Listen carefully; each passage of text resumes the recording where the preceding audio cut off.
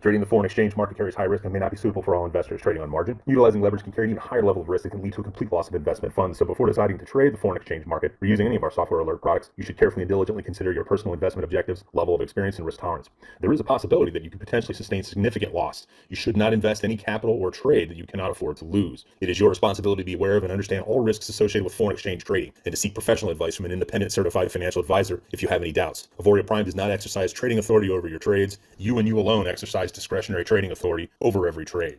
So I heard mention of AutoCAD. I'm just going to quickly scroll through my pairs real quick just to make sure that I don't have anything. S&P, we got a little down going on. So uptrend, we're looking for up arrows. Too late for these counter trend arrows on NAS. So we got to wait. And I'm just looking at my US indices real quick, and because somebody asked. And US 30, this counter trend arrow is not within strategy 6, so missed that one, and it's playing around. So we're just gonna wait for a breakout, most likely at 9:30 when the stock market opens. So that's my quick rundown on the indices real quick. And then let's go to AutoCAD, you said, Alan, was that good? I think it was Aussie Cat. I think it was. AutoCAD, all right. And I got all my charts on the M15, so we can look for those money zone trades. And if there's any questions, you guys put them in the Q&A so that we can get to them. Because if you put them in the chat, it's going to get lost.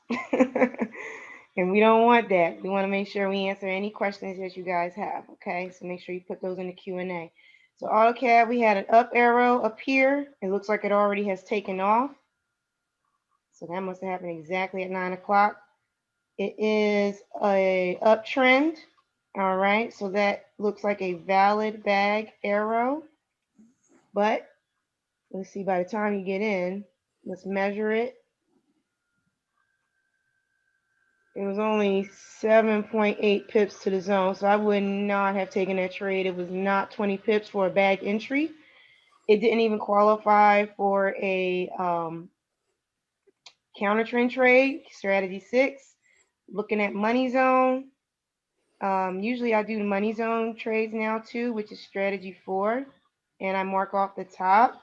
So it actually does qualify for strategy 4, but because it's also still not 20 pips to the zone, you can either take your pips and dip or just wait for the next better one. I usually wait for the 20 pips.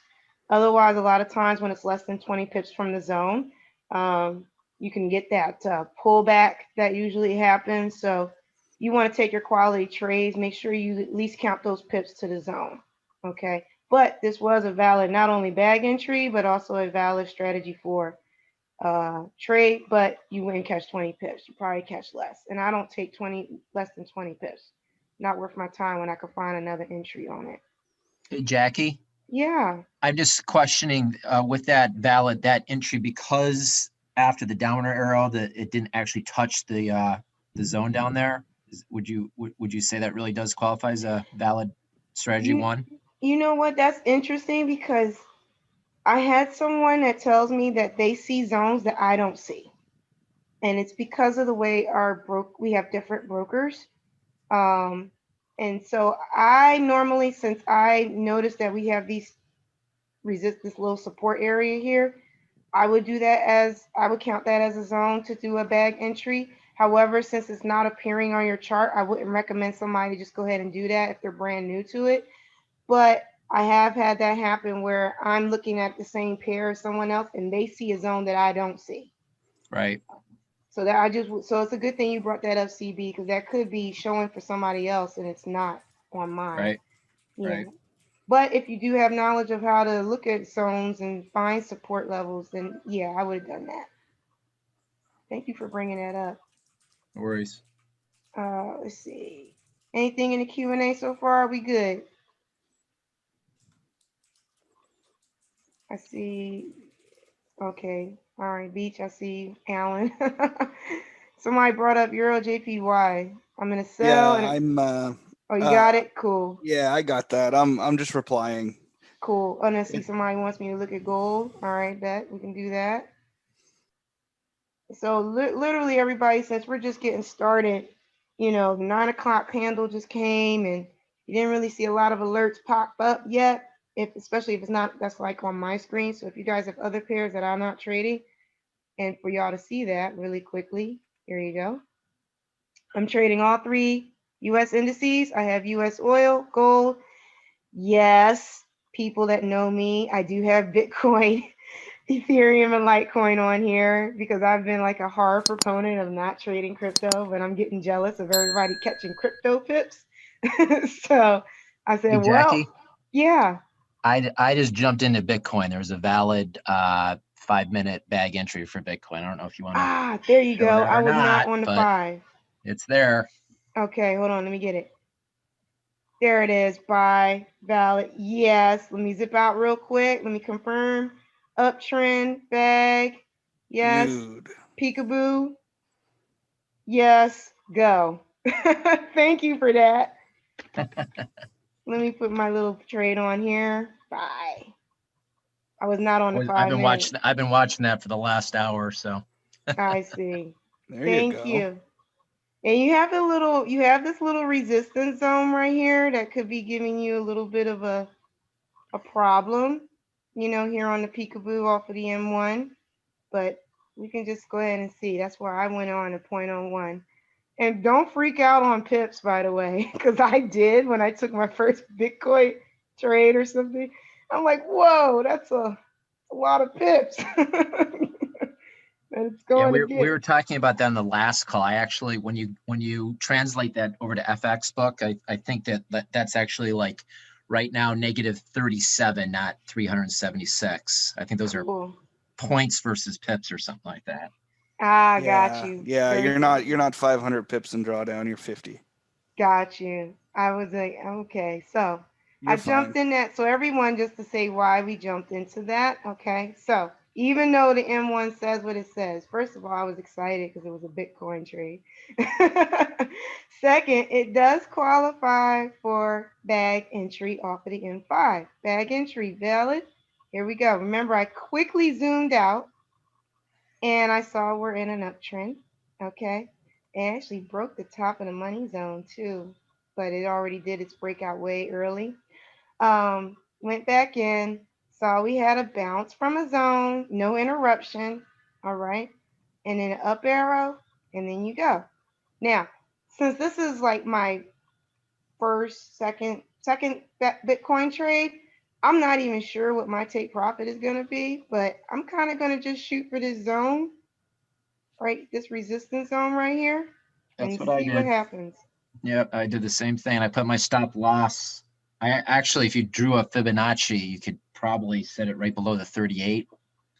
I got you. You drew a up Fibonacci or a down one? And up.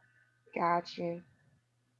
But I did mine. Well, mine's from yesterday though. So Ah, okay. yeah, over there. Yeah. Over here, where you went Uh, to the zone. yeah, I went to the zone over on the left. Got you. I'm with you.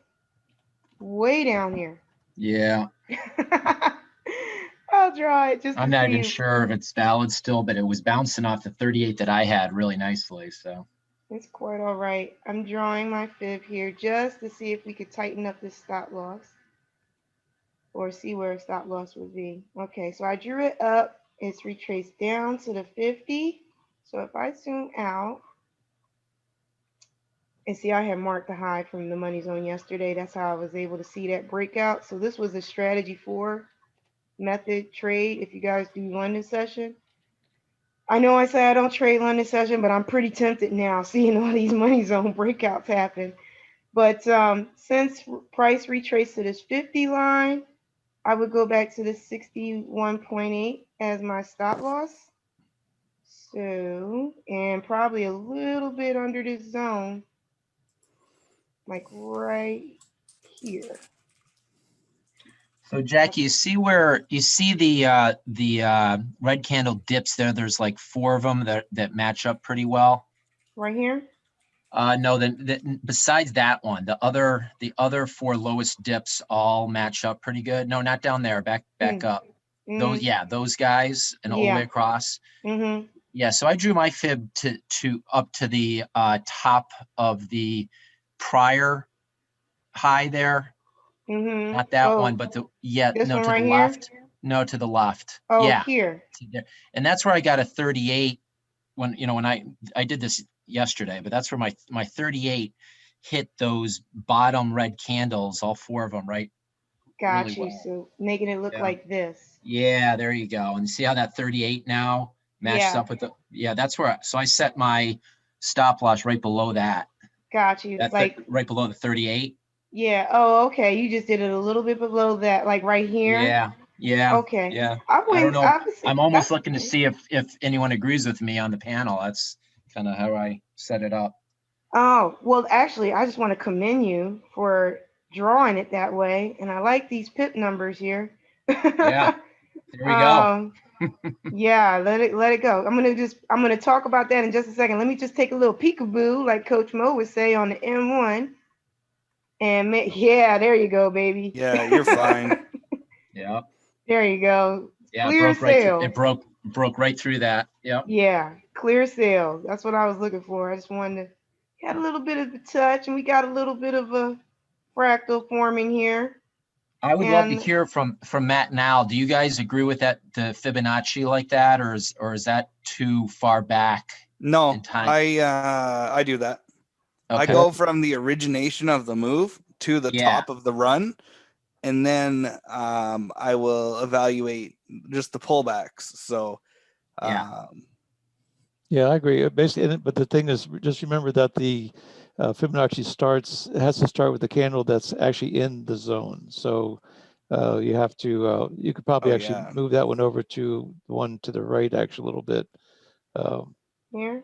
Yeah, you could probably move it to that one. Yeah, I think that's what I did. Yep.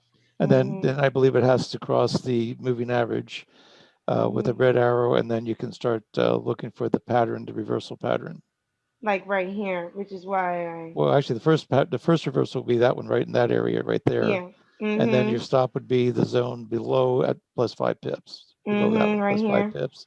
That'd be your stop, and then your target would be the red zone, or you didn't get I don't know if there's an upper target above that or not, but actually, well, the first target would be your zero line, then the next target would be the however far it retraced, in this case 38%.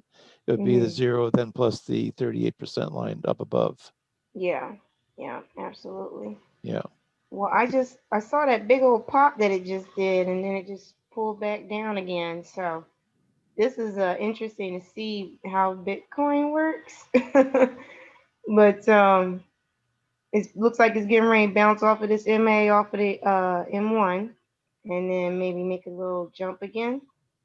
But we'll see how that goes. But you notice how fast the pips move on there, eh?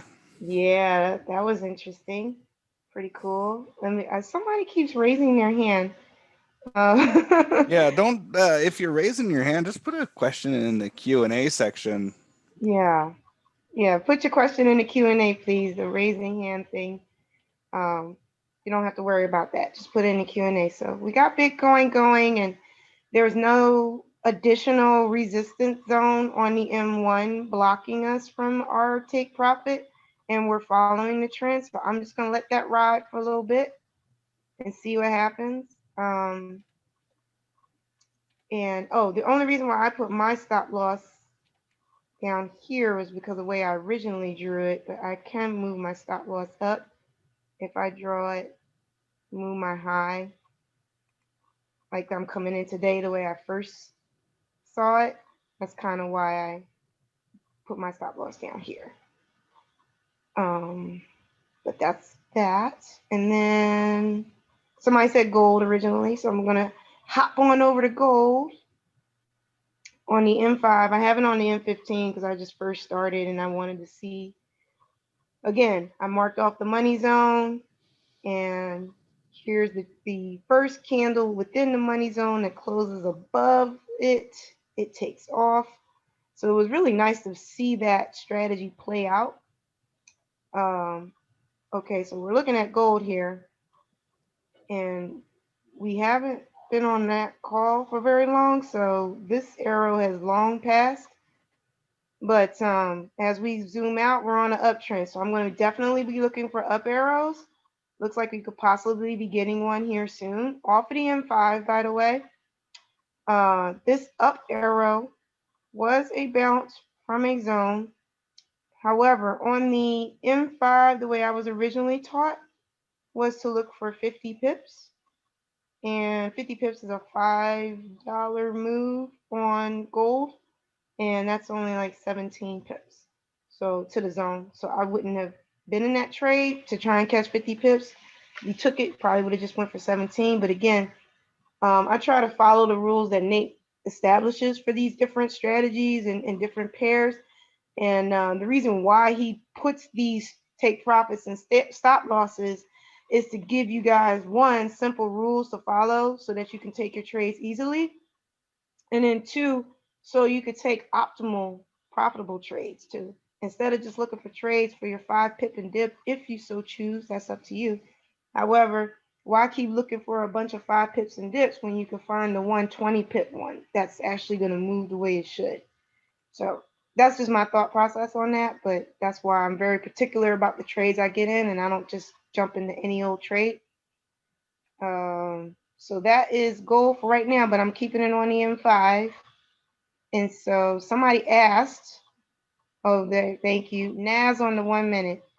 Yeah, Caesar, I would not like to look at Naz on the 1 minute because I'm not Coach Mo. She loves scalping Naz on the 1 minute, but we could clearly see NASDAQ is in a downtrend right now. And I'm just talking because probably at 9:30 is when we're going to get a bunch of pop-ups if nobody has any trades so far, right? Everything's kind of just trending today. Pretty much. That's yeah, we did one counter trend trade in the earlier session. That's it. And it's not doing much so far. So I'm looking at NASDAQ here on the M1 that somebody asked. It's coming off of this bounce from the support zone. However, if you zoom out, you want to make sure what is the trend of the M1, which is down. All right, so you might get this bounce off of the support zone to kind of go back up again, but I don't necessarily trade off of the M1. I really just stick to the M5 on the indices. The M1 is very crazy to me. But it's not like you can't because I do utilize the RSI with it. It's just that I have more success trading off of the M5 with the indices than I do the M1, me personally. And let's see, I'm just going through the Q&A. Somebody's asking for take profit and stop loss. Take profit is the zone. So drag and drop, and I'll go there to you guys again because there hasn't been like a specific take profit established. It's not my understanding. Do you guys know of a specific number for Bitcoin? I do not know that number for that one. Right. I think because it's actually just started getting popular for people to trade. So I kind of just am going up to the zone right here. So you would just drag right here. You grab it, left click, drag it up, and just put it right underneath this zone. Yeah. Okay. I know on one call with Nate, the general, I think similar to indexes, Jackie, is 50 TP and 100 stop loss. But okay. So 500. Yeah. Okay. Well, then you know what? We're like right there, so we could just hop on out. Hop on out of that trade then. It's like we're at like 1,000 pips, 966. We'll take that trade. Well, yeah, you got to remember those pips you got to move it over one, so it's actually 50 point. Yeah, okay. You're 50, right? Okay, or 100, whatever. So now I'm at 117, or I was. Okay. Well, then you know what? Boom. I'm taking that trade where we're at 800 and something pips or whatever. I'll take that and have a nice day. Oh, come on, thing. It wouldn't let me close out. Nas, what is that? Gold M5 sell. Remember, I just said we were on an uptrend on gold. So I just closed out of that Bitcoin trade and just took my money and ran. which was interesting. So that 1,000 is actually 100 pips. So I'll be shooting for 100 pips on Bitcoin going forward off of the M5. That was interesting. But I saw my stop loss was, down arrow into the zone. It is between 8 a.m. and 10 a.m. I'm going to take a buy on gold right now, but I'm not doing a standard. This is why. Couple of things are in place. Remember I said we are in an uptrend, so I'm going to move out. All right. Again, we're in an uptrend. However, this is not a bag arrow entry for strategy 1. Okay. This is a bank induction move. And the reason why I took it as a buy, now granted, I think there's about 70-80% chance winning on these things, but I'm only going for 20 pips. I'm only going for a $2 move on this. When you get a arrow going into the zone, counter to the trend, on the next candle, take the trade with the trend. So with that being said, we've already established we're on an uptrend with gold. This is a down arrow alert going into the zone. All right. The next candle, which is what we on, I take the buy. Okay. Is that the definition of the bank induction move? I'm just asking the question because I never did understand that one. The only thing and Nate is going to probably be able to explain this better than I am. But this can also, because this does not qualify as strategy 6 counter trend. So that's why I saw that. I was like, oh, wait a minute. No, we're right into a zone. The best thing that I can remember what he was saying about the bank induction was that. And he said also it does not need to be a full candle. It could just touch it. But as long as it's an arrow directly going in, take the trade the other way. And it's just supposed to be a similar move to like market maker where they're just driving the price down, then turn around and go back in the direction of the trend. How many pips are you going to try to get, Jackie? I'm sorry, what was that? How many pips are you going to try to get? 20. 20. Mm-hmm. And you say you don't need the up arrow off the bounce. No, what you could do is, let me set my 20 pips so I can tell you. $2 move is 20 pips, you guys. And you can put your stop loss just below the support zone there, or? Yes. Well, I'm sorry, I passed the 20 pips. There you go. I need to pay the broker. Okay, 20 pips, and then I'm gonna move my stop loss down. I'm gonna put where it says 40, wherever 40 pips are. So it's down here somewhere, deep in this zone. There you go, close enough. 40 pips is right here. There you go, deep in that zone, which is not bad. It's been rejected. So that's pretty cool. Okay. So we already set our take profit and we set our stop loss, and then we see what happens. And I did this off of the M5 only because I've mostly seen it off the M15 and up on the currency pairs. That's how Nate originally taught. But I started seeing it more on any time frame, honestly. I've taken bank inductions off of the H1 and off the H4 if it actually happens, which is very rare, but I did see it recently. So I really like that move, actually. But when I saw it, I was like, oh, that's a sell alert. We're in an uptrend. It's not a counter trend trade, probably. But when I saw it directly into the zone, I'm like, oh, okay. And we'll see what happens. It could take a while, but it might shoot off here at 9:30 because 1 minute and market opens. So we'll see what happens. Anything else popping up, you guys? It's been kind of slow on the this morning.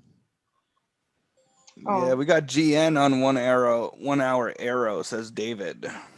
Oh, okay. Well, let's take a look at GN.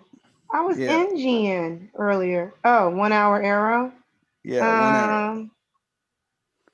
I even wrote that on there. What'd you say, Matt? What do you think about that thing? I wrote down there GN is in retracement from the overall downtrend. There you go. So let me see here. But it's on an uptrend. So this is just trading the retracement. As long as it's a bag entry, I'll take it. Zone bounce arrow. Looks good. Zone bounce arrow. And we're on an uptrend. So it retraced back to the 50. Oh yeah, good looking out. Who shot this one That was out? David. That All was right, David. Dave. That's a nice trade, I'm man. taking that buy day, Dave. Thanks. That's All more of a right. swing trade, correct? Absolutely, more of a swing trade. So you notice how I didn't do any peekaboo down to the lower time frames? When you're trading off of the H1, doesn't matter, honestly. You just, when you look at the lower time frames, you might see things that's in your way, but because you're trading off of the H1, it'll just take a little while longer to go for it, but you already anticipate that when you're in the trade. And then the take profit off of the H1 is 50 pips. Stop loss is 100 pips. H1 trade that we just did is technically strategy 2 of AIRO. All right. And it's in that strategy when you watch the video. 50 pip take profit, 100 pip stop loss. Now, as you can see, I drew my fib on it already because I was already looking for it. And as you can see from my fib, it has retraced back to the 50 and did not go to the 62. So what I look for is if I come back and put my stop loss at the 62, and I'm having a delay, there we go. If I put it at the 62, my pips is only 89 pips is my stop, which is a little bit less than 100 pips from the bag strategy. So I'm okay with that. And I'm just going to leave my stop right there. Now, the key thing though is, so I just tightened up my stop loss utilizing fib, even though we took the trade off of strategy number 2 of AIRO, okay? And it's a modified strategy number 2, by the way, because I'm not going to hold the trade based on candle color, all right? So I'm actually modifying it. I'm only holding the trade for 50 pips normal, but because I got clear skies to this zone, I'm taking this trade at least to the zone. So I'm going to drag it up and my take profit is going to be up here. And again, I got a little bit of a delay with this thing. There it is. All right, so there's my take profit at the zone. And I really like it because it's close to 0 on my fib. And remember, I had mentioned before in another call, price always has to retrace back to 0 and go beyond in order to continue its trend. Now, it's going to get picked up right here because you got a resistance zone. But from on this chart, I got clear skies. And this take profit is, and then we're going to jump back over to gold and see how gold is doing, unless it already hit TP. This take profit is 100 pips. Okay. So 100 pips take profit, 89 pip stop loss. So I've doubled my take profit and tightened up my stop loss just utilizing fib. That's impressive. That's a 10% less risk in the trade off your total risk, so it's pretty good. Question for you. Yeah. In regards to these sessions, are you using a live trading account? Or are you using a demo account? I see you switch a little bit. Someone wanted to know. Oh, this one is live. The other one is demo. And the only reason why I had it switched is because this one I actually forgot to switch and put the gold on my live one. There we So go. the GN is live, the gold one is on demo right now. But that's the only reason why I switched. And that's because I have a higher access pass. So I have 2 MT4 terminals. So I used one of them with AIRO and I have all the additional time frames. So here's the thing, guys. V4 comes out for AIRO. Because I can actually utilize my MT4 terminal for more than just holding more time frames, for AIRO. So on one account, one MT4 terminal, I have the H1s all set up, right? And I have like 20 different pairs. And then on another MC4 terminal, I have all the same pairs, but just on lower time frames, the M5 and the M15. So I had to do that in order to make sure I capture as many trade opportunities as I can, especially with being on the call with you guys, because you guys know I only normally trade just the indices and I go about my business. But why is that thing just hanging? But what I was trying to say, oh yeah, when AIRO V4 comes out and we get the scanner where it has all of the time frames listed for you, plus all of your pairs on one chart, I'm pretty kosher with that. And that way I only need to use one MC4 terminal to catch all of my trade opportunities. So that's going to be awesome. But all right, we're plus 5 pips on gold right now. I'm gonna just do a little peekaboo down to the M1. I got clear skies. Okay, still, but it wants to play around. Go back to the M5. So we just need that thing to break over this MA, give it some push, and our TP will be achieved. And okay, so I think I answered your question, Cody. Access pass. That's how you get multiple MT4 terminals. Let's see here. Oh, how do I set my TP and stop loss with my mouse? I'll tell you that really quickly again. So what you would do is these are your trade, this green line right here, dotted line, that's your open trade. And I use the one-click trading method to open it. And then what you do is you would left click on your trade and then drag it up. So for instance, and I have a little delay again, and this has nothing to do with the VPS. This is my internet because we have another snowstorm coming. Woohoo. Wow. Hold on. Well, I got a little, there it go. Well, I guess that's just mine freezing, huh? Nobody else is having this issue? I'm frozen too right now. You are? Oh, okay. Yep. It's not just me then. I thought it Are was you in New York, Jackie? Yeah, I'm in Delaware. Okay, I'm in New York, so maybe it's something in there. I got snow coming through too, so. Oh, okay. So it's not just darn snowstorms. Yeah, Well, I've got that here too. It's cold. Oh, yeah, you're in Canada. There we go. Hey, what just happened?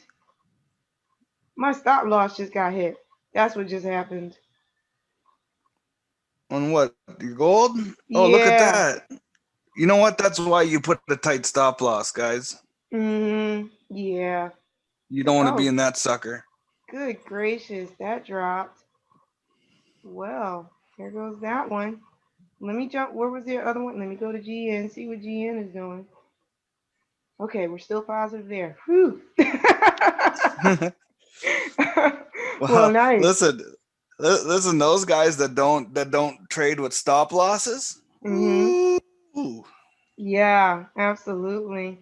All right, so with that being said, and if gold is dropping, let's see what my indices are doing. Let's see. Let me zoom in. This is S&P. We got some resistance. Okay, things are looking weird today. And I did not hear any, I didn't hear any dings go off of trades off of the M15 yet either. Nobody else has gotten any, correct? I have not. Okay. All right. So, and then 1 hour gold. Cody keeps talking about the gold in the 1 hour. I don't know. I'm mad at gold right now for hitting my stop loss. Oh gosh. It was only 40 pips, so that's not bad. I'd rather take 40 than 100 any day. But let me go to gold and see. And I feel like I'm froze again, you guys. Or it's very slow. Woo, look at that drop. It crushed right through that. That's interesting. H1 gold. Oh wow, look at that monster of a That's a candle. wedge breakout. Yep, sure is. Like You right see here. that? Yep. Yeah. Good gracious, that's a monster of a candle, boy. So I'm just gonna draw this real quick. I can't zoom out there. Okay, downtrend off the H1. We had those two monster up arrows come up. And I'm gonna draw my fib for this because I feel like I'm getting ready to get a down arrow on gold. And I'm a little mad I hit my stop loss, so I'm about to come back on them. Let me start here and go down. Yeah. At 10 o'clock, if we get this a down arrow, I'm all in on this on the H1. Thanks, Cody. Yeah. Payback's gonna be something gold. I'm gonna get that. I love a downtrend, drew the fib, retraced back to the 61.8, got stopped, and it's coming back down. Okay, that's strong. I'll keep it there. Thanks, Cody. Appreciate that.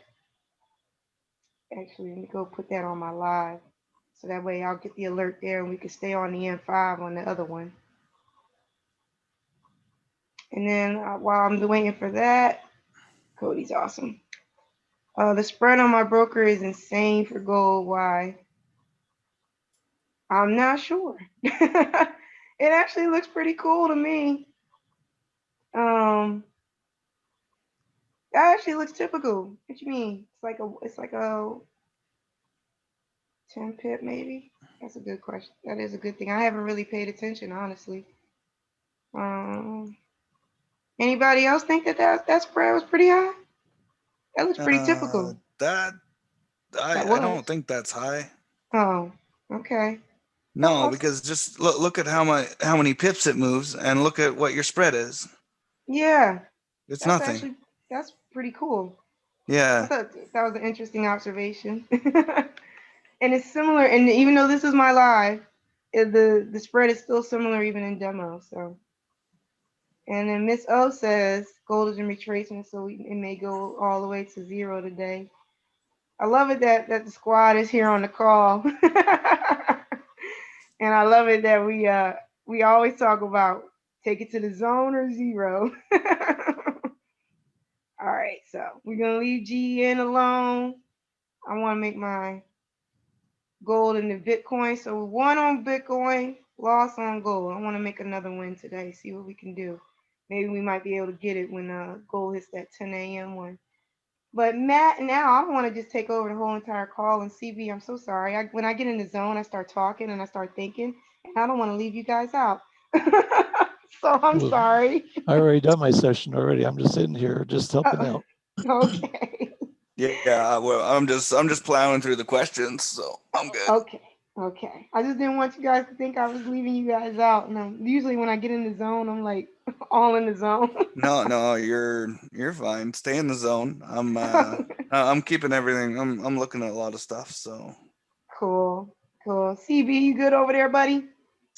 I'm good. I'm still. I think I had too many charts open on my. I have a few MT4s too, but my main Forex MT4 is frozen, man. So I'm waiting for it to unleash here.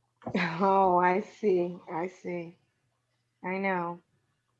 Oh, what's that? I switched to the M5 on Litecoin and I get a buy. See, I thought I had these all on the smaller time frames already, hey, but I word didn't. of caution though, Litecoin spread is insane. Yeah, it totally is. Like to the point where Nate doesn't trade it anymore. Oh, really? He was like, just forget about it. Well, at least on one of the other calls, he took a loss on it, and he's like, "Look at that spread, man." I can understand. I just kind of threw it on here, and I think one of the people that I was mentioning had was comparing the three Bitcoins, the three cryptos of Bitcoin, Ethereum, and Litecoin to the U.S. indices. With Litecoin being similar to S&P, Ethereum, NAS, and then Bitcoin, of course, would be Big Brother US 30. So I thought that was a interesting analogy. Wow. Miss O was the one that came up with that, and I've been looking at it anyway. Amber says on the GN trade, there is a zone on the M15 charts that it keeps bouncing off of at 10ish pips in profit. Would I exit early or let it play out? I would let it play out, me personally, and this is why. This is how I trade off of the H1. Because they're considered swing trades, I don't necessarily particularly care what's happening on the lower time frames. Only because I anticipate holding it for about a day and a half to 2 days max. So I'm looking at GN right now. It's a good thing we're going to talk about this, Amber, while we wait for another alert to pop up since we don't have any But today. did she take it on the 15-minute though, or did she take it on the hour? Oh, good question. Amber, put that in the either in the Q&A. Did you take it on the H1? Oh, okay. Yeah. Don't Oh, worry she about did. the 15. Okay. So here's what the 15 looks like. All right. And so I got 2 arrows, so that's why you're not going to get another M15 arrow unless it comes back down again and crosses below the MA. So I love that. Okay. Which is pretty much why you got the H1 alert. And then it just stopped at this resistance zone. So it may not break through that today. It might come down and have a whole issue going on with itself and take another day to break through because it typically happens on H1 trades. However, after it breaks through, we got pretty much clear sailing to the next zone, and then our take profit is up here. So if anything, I could move my take profit down just a little bit to just maybe hit this zone here on the M15. That would be the only thing I would do, but I wouldn't jump out early, especially not with us having just got into the trade. It hasn't even had a chance to breathe yet. We just got it. We're still in the first hour of the trade, and don't be afraid of drawdown. Okay. Well, first of all, if this is your first trade being taken, I really hope you're in demo. Okay. And then so that way you can actually take the trade and watch how it plays out. So you can start to learn how to take these trades yourself. So I hope you're in demo. If you took it live, hey, that's cool. That's on you, right? However, be cool with drawdown. Okay. You got to be cool with drawdown. There is not going to be a trade very well. I can't say there's not going to be a There's trade. few. There's few, Jackie. Few trades that you can get in with no drawdown. I have seen those. I've done it before, but a lot of times you're gonna have to deal with it. Okay, it's just that the way to get around that psychology of dealing with drawdown is your stop loss. If it's nowhere near your stop loss, you don't have nothing to worry about, right? Because your stop loss is the amount of money that you have accepted that you are willing to lose and risk in this trade. Once you have come to that realization, it doesn't matter what the trade does. Okay? That's just my little key to y'all. That's why I jumped in. I'm mad about gold because I don't like to lose. That's just me as a competitive person, right? But remember I said, okay, it was just 40 pips. I'm cool with that loss. I'm cool with the loss because I know I can make it up, especially with this GN trade finishes. The loss is eaten up and I'm still in profit, But as long as you got your stop loss, don't worry about it. Don't worry about the drawdown and don't worry about these things that's preventing you. Because remember, not every trade is going to be a winner either. All trades is going to have their expenses. So this is still technically a bag entry trade off of the H1. We're still following the 80% winning rule. So 8 out of 10 is going to win. And, this could be that 8 out of 10 that's going to win, or it could be that 1 out of 2 that's going to lose. You never know. But as long as you take the trade with the confirmations and the confluence and you follow the rules, I wouldn't worry about it. So nah. That was the longest answer to that, whether I was gonna jump in and out early. Sorry about that. I heard a beat. What was the beat? Let me see if there was anything on mine. NASDAQ M5 buy. Let's see, what we got? I think that was the one that was playing around. Oh, that's all up in that zone. Nope. Nope, nope, nope, nope. And reason being is I'm not even going to zoom out on this. We already know it was in an uptrend. I will zoom out anyway, but I'm a little bit frozen.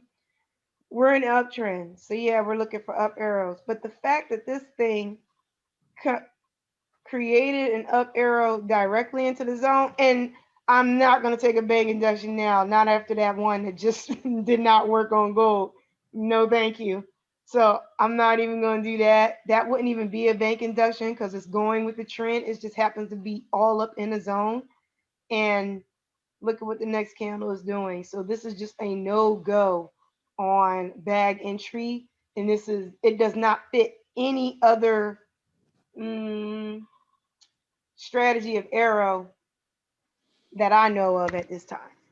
So it's not even money zone. See, the money zone from the previous day, I marked it off. It's already up here. It's not even that, nothing. So no go on that NAS one. We ain't got no questions so far. We good? All No, right. that's where you put down the toys and walk away for that one. Seriously. Oh, Thomas, why you gotta throw that back in my face? He said gold came back for me. Oh, yeah, I see that wick there. Oh, let me see. Ooh, look at, yeah. Yeah, it made a comeback. You see how it created this low of the day, low of the day, and it's a fractal low, and then it turned back around again. That's okay. What's bothering me about this, the way it looks on the M5 anyway, we already know we're going up and we see this zone here. See where the MA is? Even if it crosses this MA and gives us an up arrow, I don't even think it's still going to have us 20 pips to the zone again. So I actually am going to just leave gold alone pretty much on the lower time frames until it starts looking a little bit better. Honestly, I would like for it to just keep on coming down now based off of the H1. So, but yeah, thanks for that shout out there, Tom. Jared's asking, how can we make sure my time zones are set correct? You know what? I do have a question about, not a question about that, but I'm gonna right click. And has anybody had to change their time zone? Because I haven't had to do so. We're gonna right click on AIRO, and if I went too fast, I'm sorry, you guys. Let me do it again. Anywhere in the chart, anywhere in the chart, you right click indicator, because AIRO is an indicator, not an EA, and then highlight AIRO, okay, and hit edit. And then under inputs, okay. Inputs right here, money zone, 12 a.m. CST to 12 p.m. CST. And it starts at 0800 to 2000 based off of what his MT4 was saying at the time. So 0800 is equal to midnight CST. And that's actually the same on my MT4. So I didn't need to change that. The only reason why you would need to change that is if yours doesn't equal that. So, excuse me. So what you would do is you would just look at your MT4. I'm going to cancel this. And if you scroll down here, your times 2, 320, 440. It's probably easier to see this on an hour one. All right. And what you would see is like your zones start. Here's the zone. I'm going to just do this vertical line here. Come on. There we go. All right. Now I'm going to zoom in so you guys can see it a little bit better. Something dinged. What was that? It's not on my chart. No, I was muted, but I've got lots of dings going on. Really? Well, yeah, but I've got different stuff running. Oh, okay. So it's not these pairs or anything like that. No. Oh, okay, cool. Just want to make sure I wasn't missing anything. That SPX M5 is a buy. Same thing. We had In the zone. Did you check out Aussie CAD? We did Is that- earlier, I thought. Yeah, okay, that's the last one that I got. Oh, okay. Yeah, we did do that one earlier. It didn't fit any of the criteria. So then when Bitcoin jumped on, that's when we jumped on the Bitcoin. Shout out CB. Oh, I'm gold. still in it. You still in it? Yep. Did it go to it didn't go to the zone yet? No, it's still just sort of playing, ranging right now. Ah, okay. Since I'm not as familiar with that, I was like, all right, I saw green happen twice and then it went negative and green again. I'll take my green and go. But for the zone, I put the vertical line at the beginning of the zone. And if you see, it starts at 800. That's why mine matches on AIRO. So I don't need to make a change. If you do that and yours doesn't match, that's how you know you need to make a change. And then just make it line up. So hopefully that answers your question. But a lot of brokers, you don't have to. My understanding is that setting was put there because there were people whose brokers who weren't like on GMT 2 or 3. They were like on a whole nother time zone, like CET and stuff like that. So that's from out of the beta test group. That's how that answers that question. And I keep zooming in when I really wanted to just zoom What out. about GCAT on the 1 hour? Gabrielle mentioned that one there. Okay, you know what, Gabrielle, you guys on the 1 hour, I feel like I got a bunch of converts here. Maybe. Nice. Whoa. Okay. So I'm assuming you were in from last night, or well, my time last night, Gabrielle, if you're talking about that, because there hasn't been an AIRO since on GCAT on H1. If you have an AIRO, just let me know. But that's a bag entry AIRO. So I'm surprised I missed this one yesterday. That's a solid trade. Yeah. On the hour. Totally. Now, you know what? I might have gotten this trade last night and I might have ignored it. And I think it's because of this resistance zone. I think I might have ignored it for the resistance zone. And here's why. Even though you zoom out and you're on an uptrend, all right, we always do that because we're following the trend, all right, of the time frame. And of course, I already drew my fib on it, so I was preparing, okay. Let me know if that's a trade and you guys want me to jump to it. And then bounce, AIRO, go. This would have been the candle to get in on. And I believe I ignored it because it wasn't 50 pips to the zone right here. It's only 20. That makes sense. So when it's on the H1, I want to have at least 50 pips to take the trade and then some, like what I just did with GN. Okay. Even though this sucker totally did go 50 pips, but I'm not I'm not gambling when I'm trading. I want to make sure that I take a trade that has more 80% or higher probability of succeeding versus possibly hitting those 50 pips with this zone here. So the zone definitely matters to me off of the H1. Why? Because I'm taking my entry off of the H1. So that I'll reiterate that too. Whatever time frame you're trading off of and you're taking your entry off of, yeah, those zones do matter when they're in your way. But just like in this one, it was in my way. It mattered to me, and I did not want to just sit here for 20 pips. I want my 50. So no trade on that one. So some people, go ahead. Some people don't have a zone there. That's based on your broker. So just trade what you see as the guidance that we're provided. Yes, absolutely. If there's no zone, then do it. Exactly. It might break the zone for me now. It's just a little delayed. But if you didn't, I would say last night there probably was a zone for you. And it just broke through. So I just want to say that. Yep, see? Y'all saw how that zone just disappeared now? at 10 o'clock with the new hour. That's what happened. All right. So now coming into this, I could be like, oh yeah, I got into the trade and it went all the way. Well, there was a zone there, which made me not want to take that trade. There's a Euro British trade that just popped in. What happened? Which trade? A Euro British just alerted. We can take a look at that one. Cool. M15, correct? Yep, there it M15, is. yep. Ooh, it's a sell. That might be a good one because I think those are selling today. Oh, it's right into that zone. It's a downtrend, but yeah, there's like no pippage Yeah, to the zone. looks like a no trade. Yeah, totally no trade. No bag entry trade. Look at that, almost like a railway track forming here. That's interesting. Oh, never mind now. It's engulfing.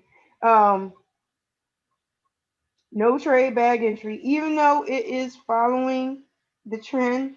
You don't have no 20 pips to the zone. I don't even think you got two. So no, we're not taking that trade. And then look at it. If you would have jumped in there solely off of not looking at this chart, look, you in drawdown. And then hoping that it turns around in your favor, you know? Yeah, and hoping and praying is a great strategy to get you into the loony bin. Yeah, don't do that to yourself, guys. But now that I'm looking at it, hold on. 6 pips. I'm wondering now, is it just gonna keep reversing back to this MA? Then I might jump in it because technically I'm still doing it off of the bag entry alert. Let me see from the MA down to the zone. Ah, no, it's only like 10 pips. Nope, still won't work. I was just trying to see if I can make it work or not, but no, that's a no-go there. And I still have the money zone breakout down here lined up, and that has not occurred yet either. So, because of this big fat support zone sitting in the way, and that thing has been touched many times. Strengthened. That thing is strong.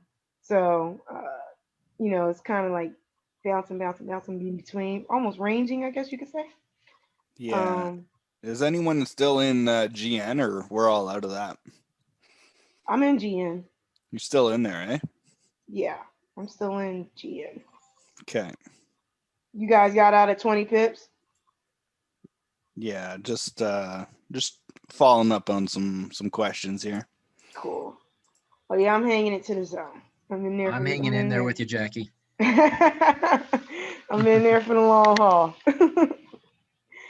But for those who have baked the 20 pips on that, good job. There you go. So Gabrielle, we already answered about the H1. Thanks for bringing that up, dear. GN is still moving along off of the H1. That's what we're doing, not off the M15. And Miss O says USD/JPY, our AIRO went into the zone. Let's take a look. JPY, I thought I had that, but let me take a look. Maybe I missed that one. Nope, I don't have that one. Okay, that's how I missed it. I knew I was missing a major pair. USD/JPY. Got it. Let me get it. Thanks, Miss O. And yeah, I did look at CAD already. So I want to get another trade in before, so I can erase that darn gold one. There we go. USD/JPY. Boom. Since it's off the H1, I got some time. I'm not stressing about jumping into the chart. And I got a lot of pairs. I got way more pairs on here than I normally trade. Just throwing that out there for everybody. I usually got 3. Maybe oil sometimes if it's being nice to me. Ooh, look at that, right into the zone. And we are on an uptrend, I'm assuming. Yes, we are. That is a nice one. And I just got another alert off of Litecoin. All right. So, a couple of things I'm gonna do with this one. It's USD/JPY.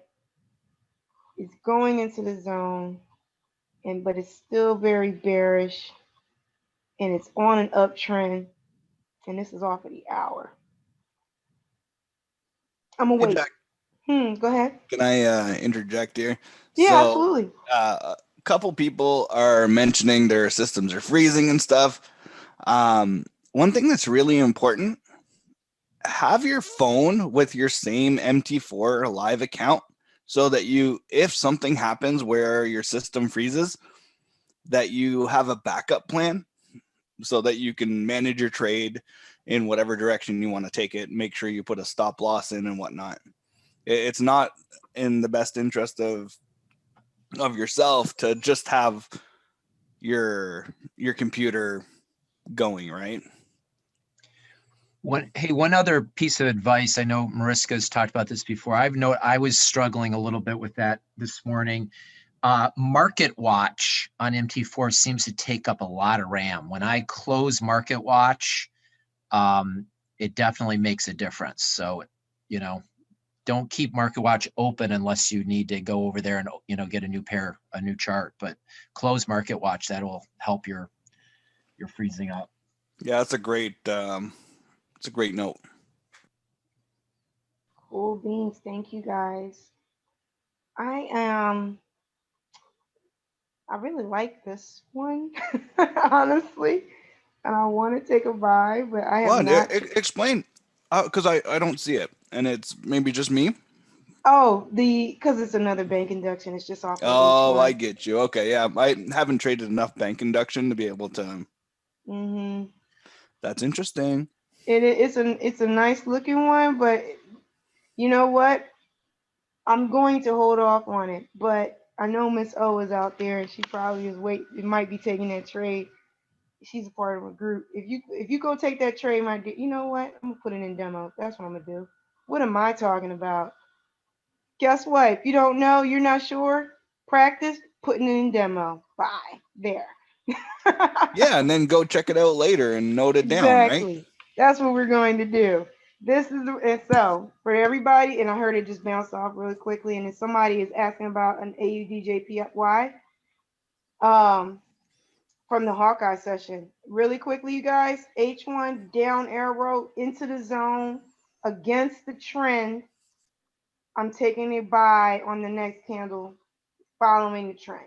That's why I took this. I didn't take this live because I hadn't done USDJPY in a while.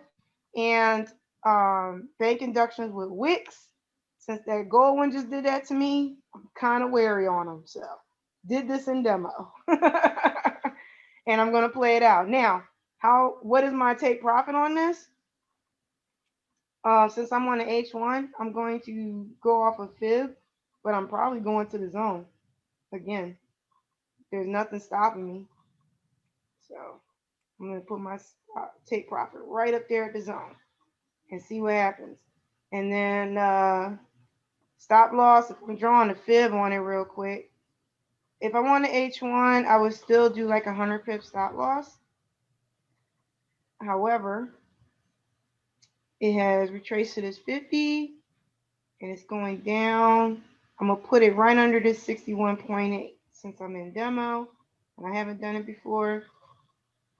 We'll see what happens there. Okay, that's where my stop loss is going to be for this test. All right, so that's that. And then Matt and Al, somebody had a question about the AUD JPY counter trend trade from the Hawkeye session. You guys, that was the one you guys said you were doing? Yeah. Yes. Where are we Are at you with still that in one? that, Al? I am still in that one. I just chickened out and took 9 pips and decided to make it a day. Actually, let me see. I'm still in it on one platform. Let me see my other platform here. I took in two different. Let's see. You want to share your screen, or you want me to stop No, sharing? it's okay. I'm actually I did reverse positions on that one. I'm not in the short anymore. Okay, cool. Thanks for clarifying that, guys. Nice.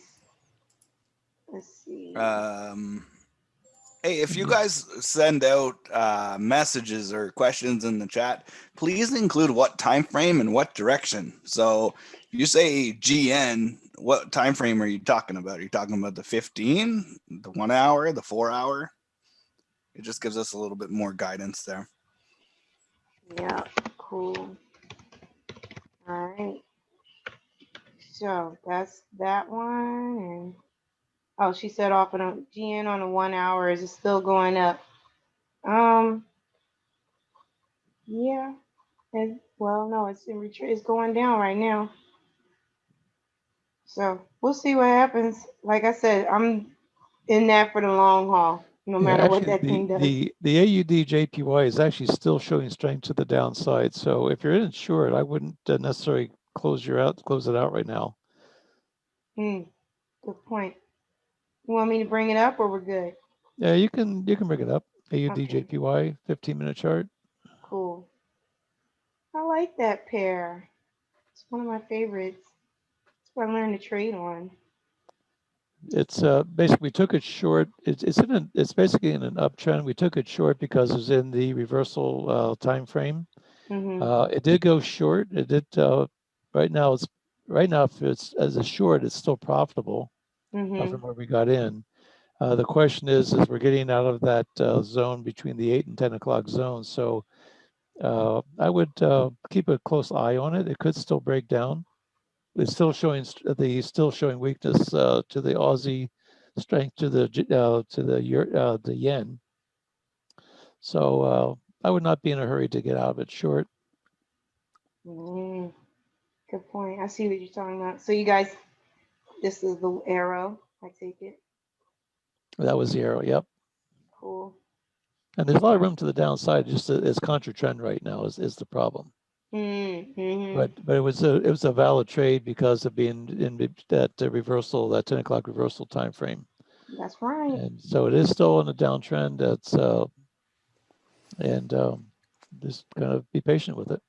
We got I think we got EG and Swiss yen. Gotcha. For sells. Oh, EG came up with another sell? Yeah.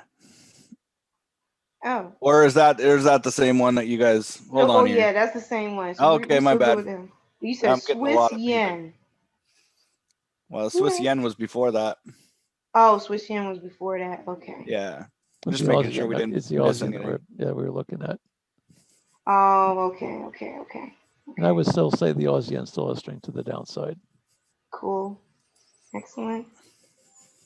And then, did you guys want me to bring up Swiss yen, or is that a different one? No. I don't. I'm just checking. Hold on. Oh, okay. I'm just checking. Sure. I know you guys have, or some people have other pairs that I don't have.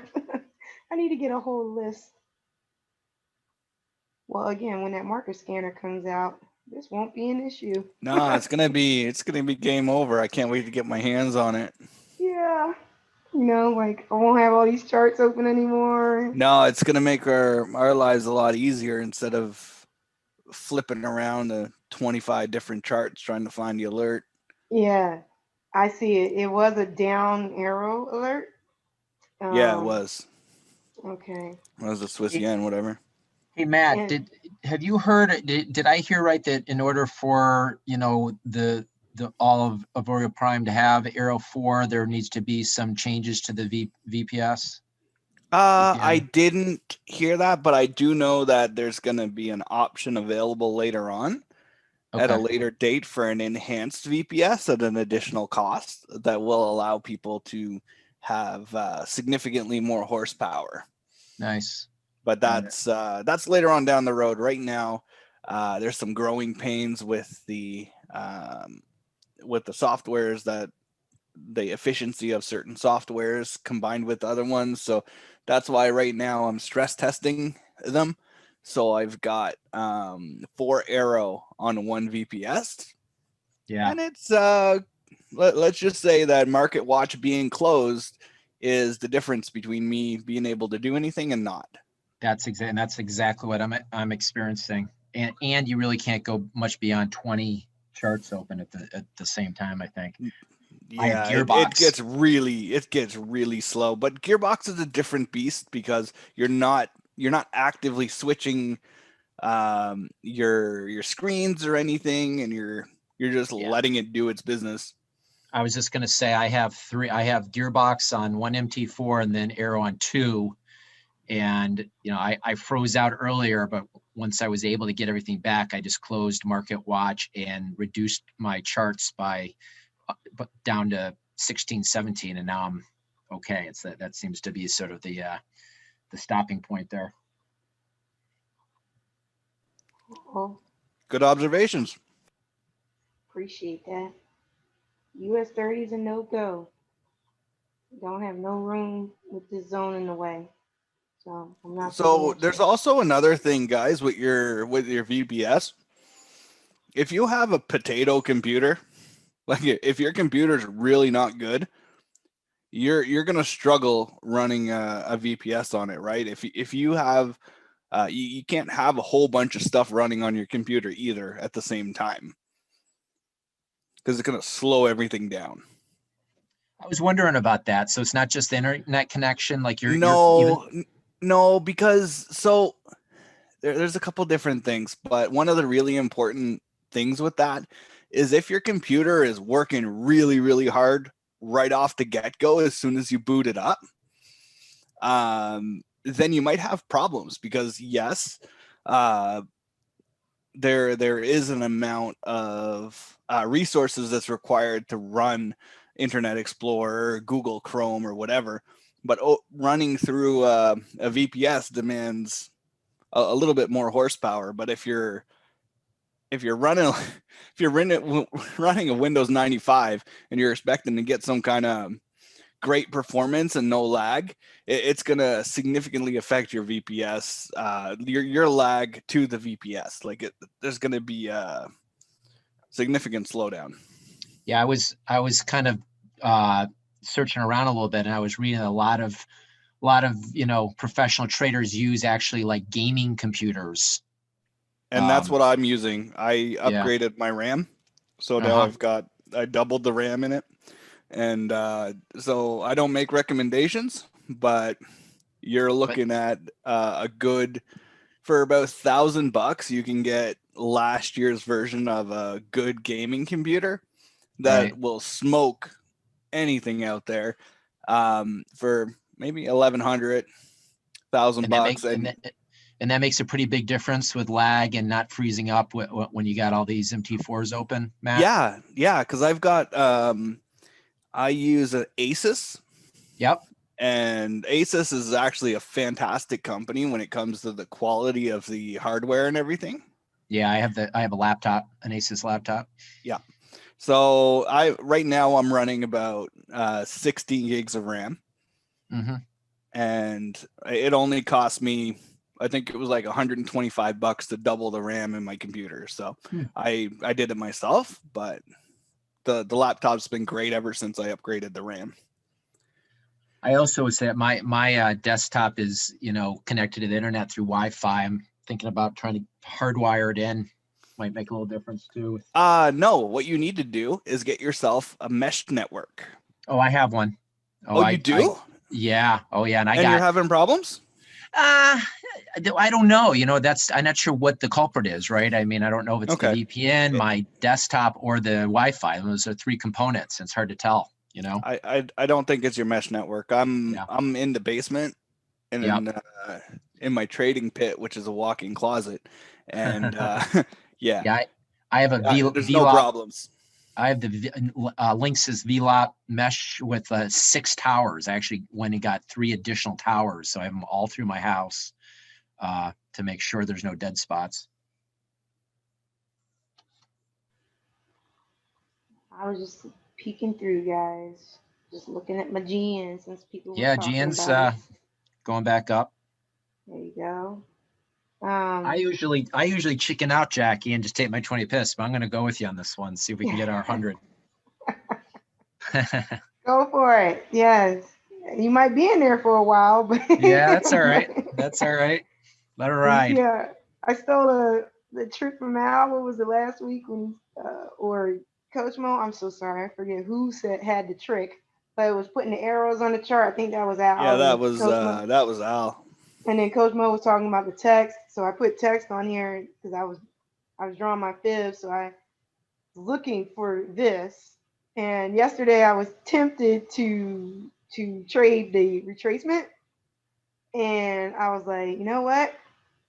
I'm not good at that, so I'll just wait for my up arrow, which I did. So again, shout out to whoever reminded me about it because I was waiting for that. So thank you. Um, and two people asked a question, and I will do it here on demo because I don't want to mess up my live account and start putting on trades and that I was not intending to have. But first question was about drag and drop of the take profit and the stop loss. So really quickly, left click on your open trade. The green dotted line is your open trade. Easiest way to do it. Left click, drag, left click, hold, drag down. You see this little red dotted line will appear, and then let it go. Release. Stop loss has been created. You will see it because it has a little SL right there next to it. All right, let me move over a little bit. All right, SL.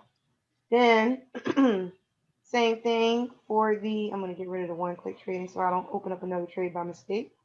Same thing, left click, drag up, it'll do the same line, and then release, and you'll have your take profit with a little TP next to it.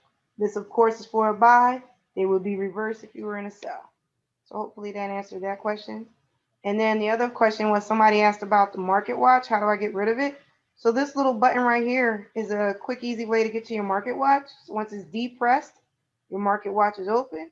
You can close it one of two ways. Click it right here with this little X button, or unclick the button and it will go away. Market watch is done. 2 questions done in like less than a minute. That's actually pretty good. That's solid. So J Max got a great question here. Hmm. So we got when you guys have an EA and a manual trading system on a different MT4, is that under the same Auvoria account? I've got multiple accounts with Auvoria Prime, but I've got also multiple trading accounts. The Auvoria Prime account is basically just your licenses for the software. I don't know if there's another way to kind of answer that. And yeah, no, I would agree. That's exactly how you would say it. That's how I would say it to people is if you, and I'll just use AIRO. So AIRO is your manual trading indicator, right? So you have an MT4 for that. And then like I have AIRO again on another MT4 and I'm utilizing that. But then I also have another MT4 on another pass and I have Neo the Legend on there. So and okay, then I know. Yeah, and then I also have AIRO again.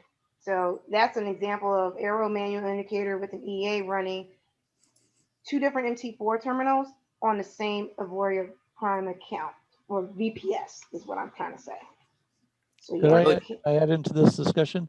Basically, the one thing about it is the MT4 account that you're running the AIRO or the whatever Auvoria Prime software, the software is being run on the VPS through the account that you have designated with your broker.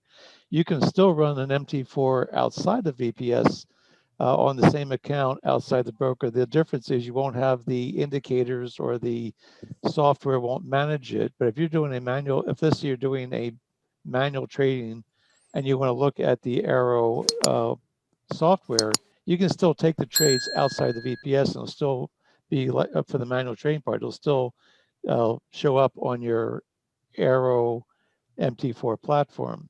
I guess the case in point is that if your VPS is running slow with AIRO for whatever reason, and you want to expedite maybe taking those trades, you could just have a separate platform open up with your broker MT4 outside the VPS, and you still take those same trades and it'll still show up on your AIRO Auvoria Prime MT4 platform.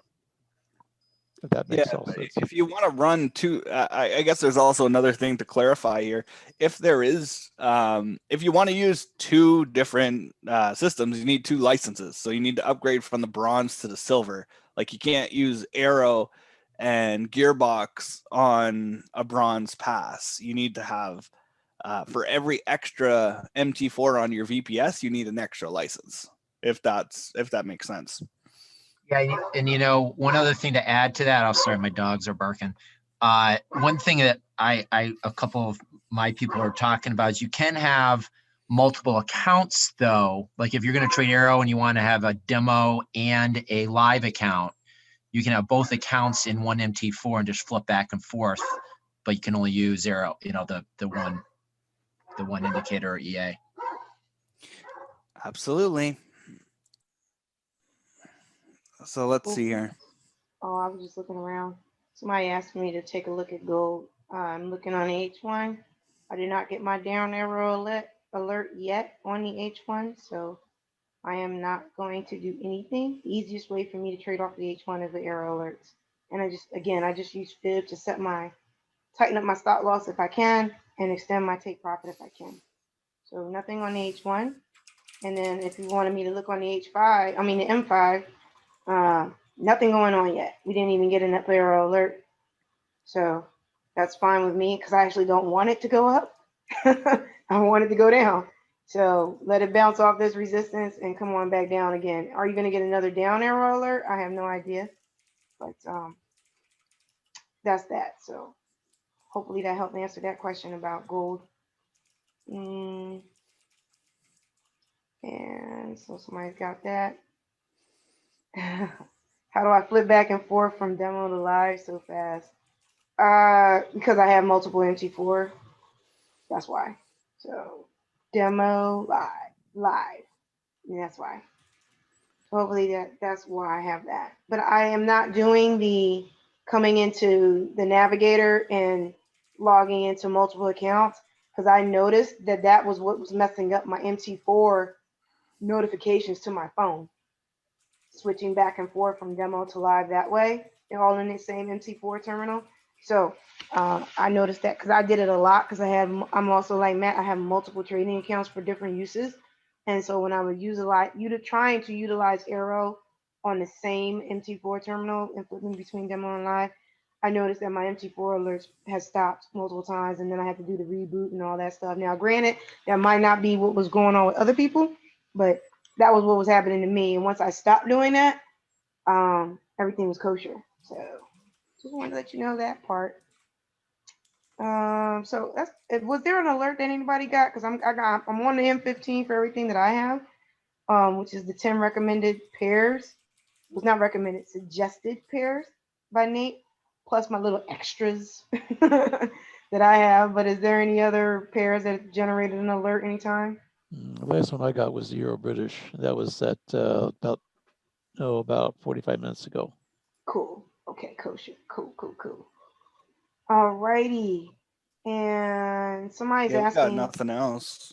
Nothing far. else? Okay. Somebody says a Bitcoin buy. Okay. What time frame? Yeah, we need time frame, guys. We need time frame, please. Only reason why I say that is because I'm looking for Bitcoin buys, but I'm looking for it on a uptrend. So I'm on the M5. I don't see no buy on Bitcoin since we've been on. Yeah, the last one is like around 7:30 my time. So if you're on the M1 though, then more power to you for that one. I got all the way to my TP there, Jackie. Did you on the? Yeah. That was on. Oh, wait a minute. Yeah, the one you jumped out on. Yeah, I kept it going. I got all the way up to my TP. There was a zone. Well there was another resistance zone up there that it smashed through. Nice. So that we did do Bitcoin. It was off the M5. Why does my chart look different now? I thought I was like, wait a minute, we did do a Bitcoin one. But hey, that's fine. Long as you hit your TP, that's awesome. Those of you that stayed in for TP, congratulations. Those of you that were like me and was like, I don't know about Bitcoin, I'm going to take my money and run, congratulations. Either way, yay, win. Yeah, no, exactly, because it doesn't matter. Pips in the bank is pips in the bank. Exactly. Win is a win. We celebrate all wins here. How to open Market Watch again? Sure. I'm gonna try and not be real fast about it. Yeah. With an alert. Wait a minute. You got an alert. Oh, I just put that Swiss yen. There you go. I just put that thing on there. So 1 second on the Market Watch. Oh, it's another down arrow alert. into the zone.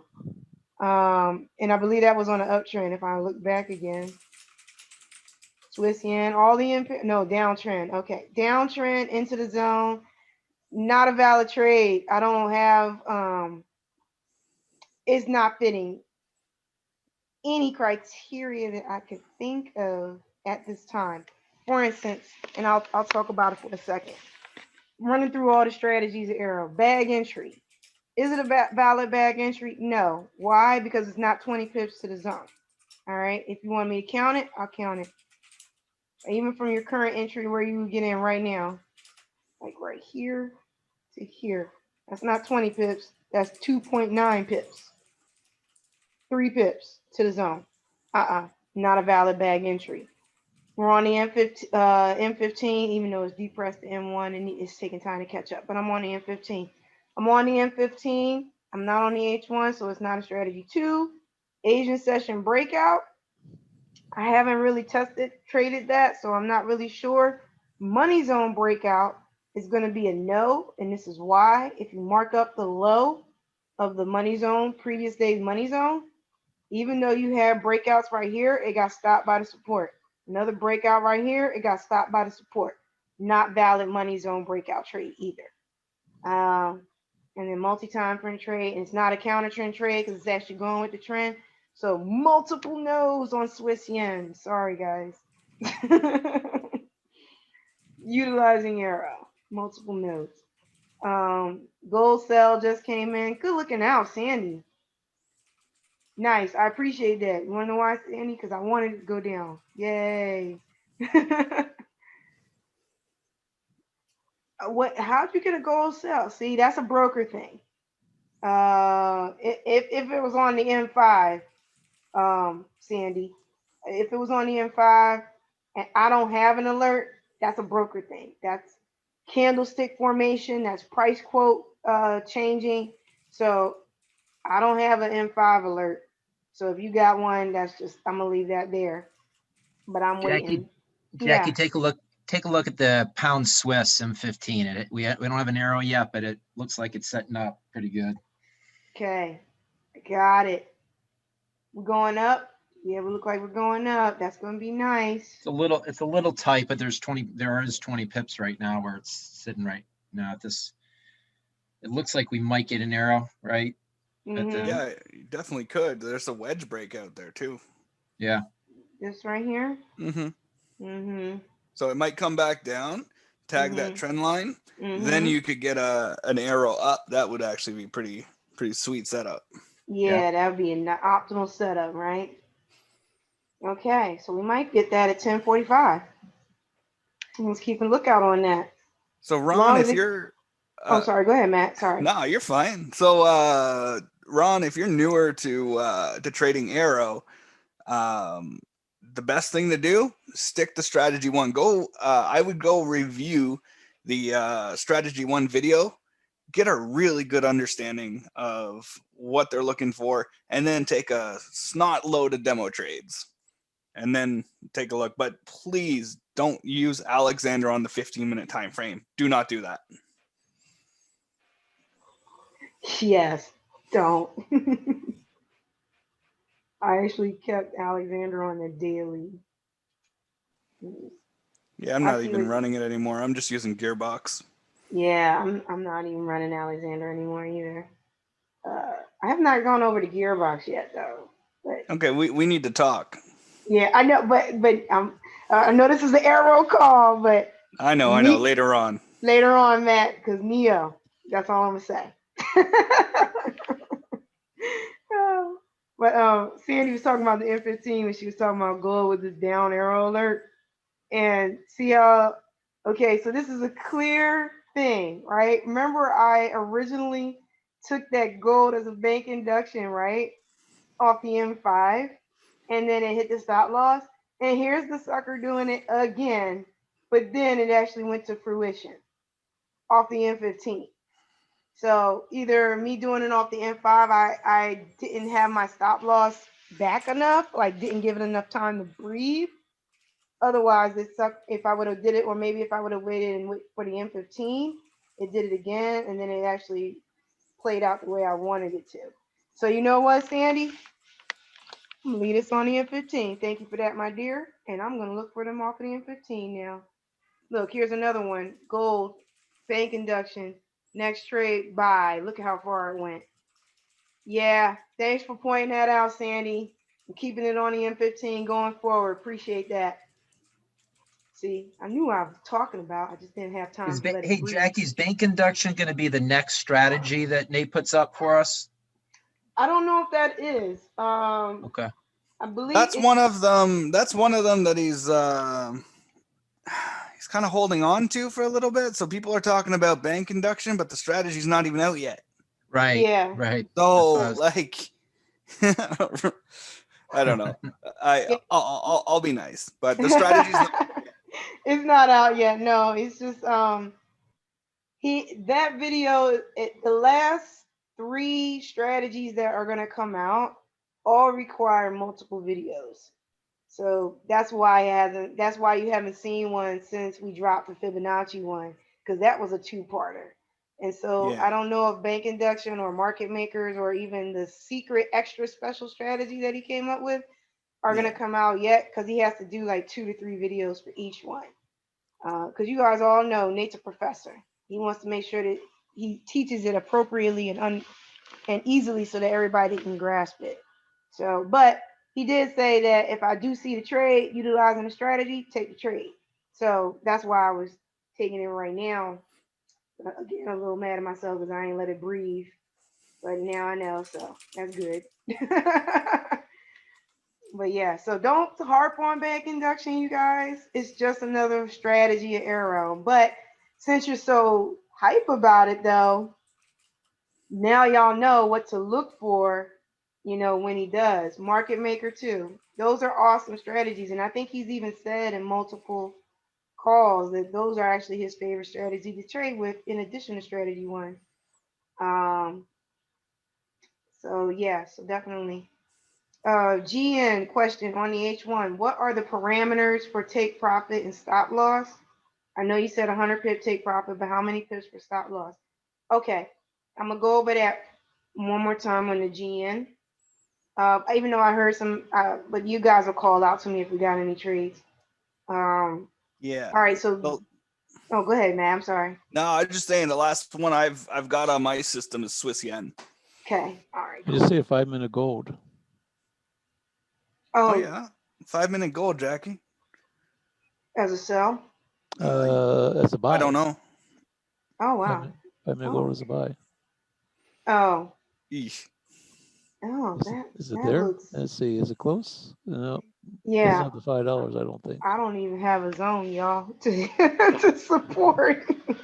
Yeah, there's no bounce there, guys.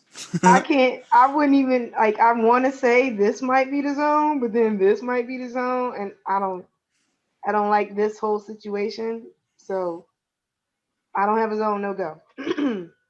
No go. Especially not with now creating that wick and stuff too. And I just don't want to get in that situation. And remember, I'm looking for this thing to come down anyway. Yeah, that's a lower high, Jackie. There is a zone, but it didn't bounce off of it. Okay. Thank you for that, guys. But overall, you look at the structure of where you're at right now. It's just a lower high, so it could be going down. Yeah, that's what I wanted to do.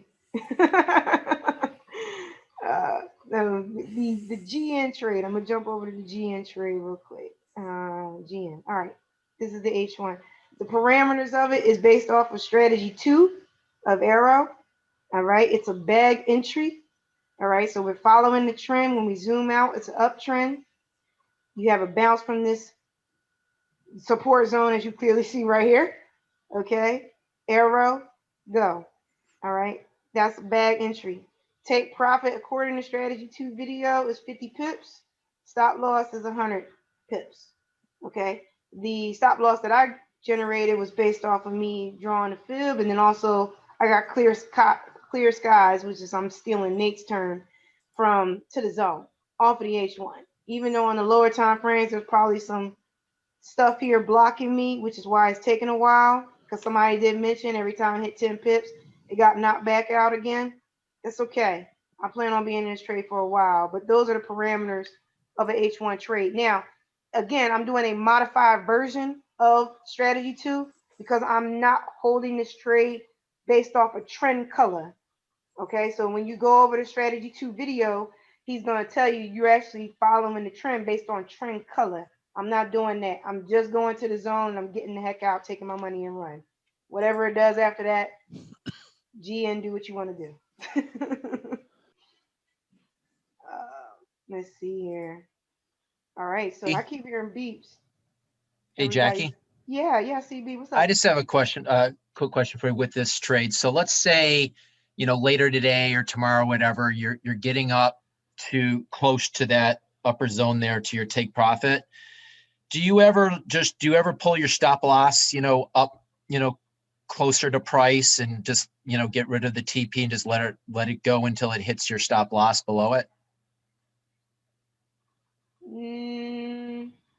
No. No, I do move my stop loss to break even after 50 pips have gone.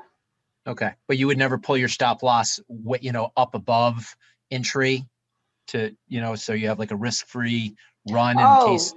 Yes. I mean, that's what I usually move it from break even at 50 pips. And then if it goes like 75 pips, I'll move it over to 50 pips. Yeah, so that's that what I I'm was at least asking. walking away with 50 pips. Got it. Okay. Yeah. Yep. Because I want to make sure that I at least maintain the integrity of the original strategy, which was having at least 50 pips to walk away with. That's an excellent question, CB. Thank you for bringing that up. No worries. Did everybody catch? Hopefully everybody caught that. If they didn't, I'll say it one more time. So in this particular trade, in order to secure the bag is another way of thinking about that. In order to securing the bag and trying to ensure that you have a risk-free trade, what I do in this is this trade has to go 50 pips in profit first before I move anything. Why? Because I need to make sure that the integrity of the original strategy rule has been executed, right? So 50 pips is the take profit of the rule. When it hits 50 pips plus whatever I need to pay my broker, I then move my stop loss to break even. So it's a risk-free trade then on.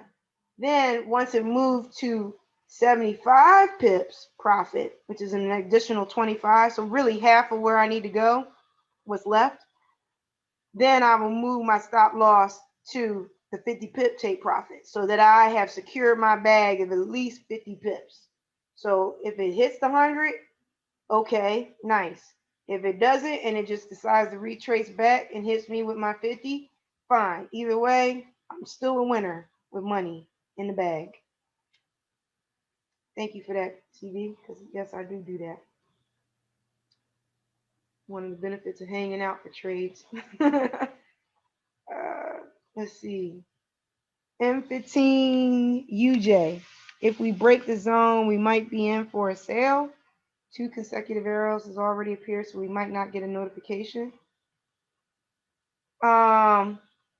Yes.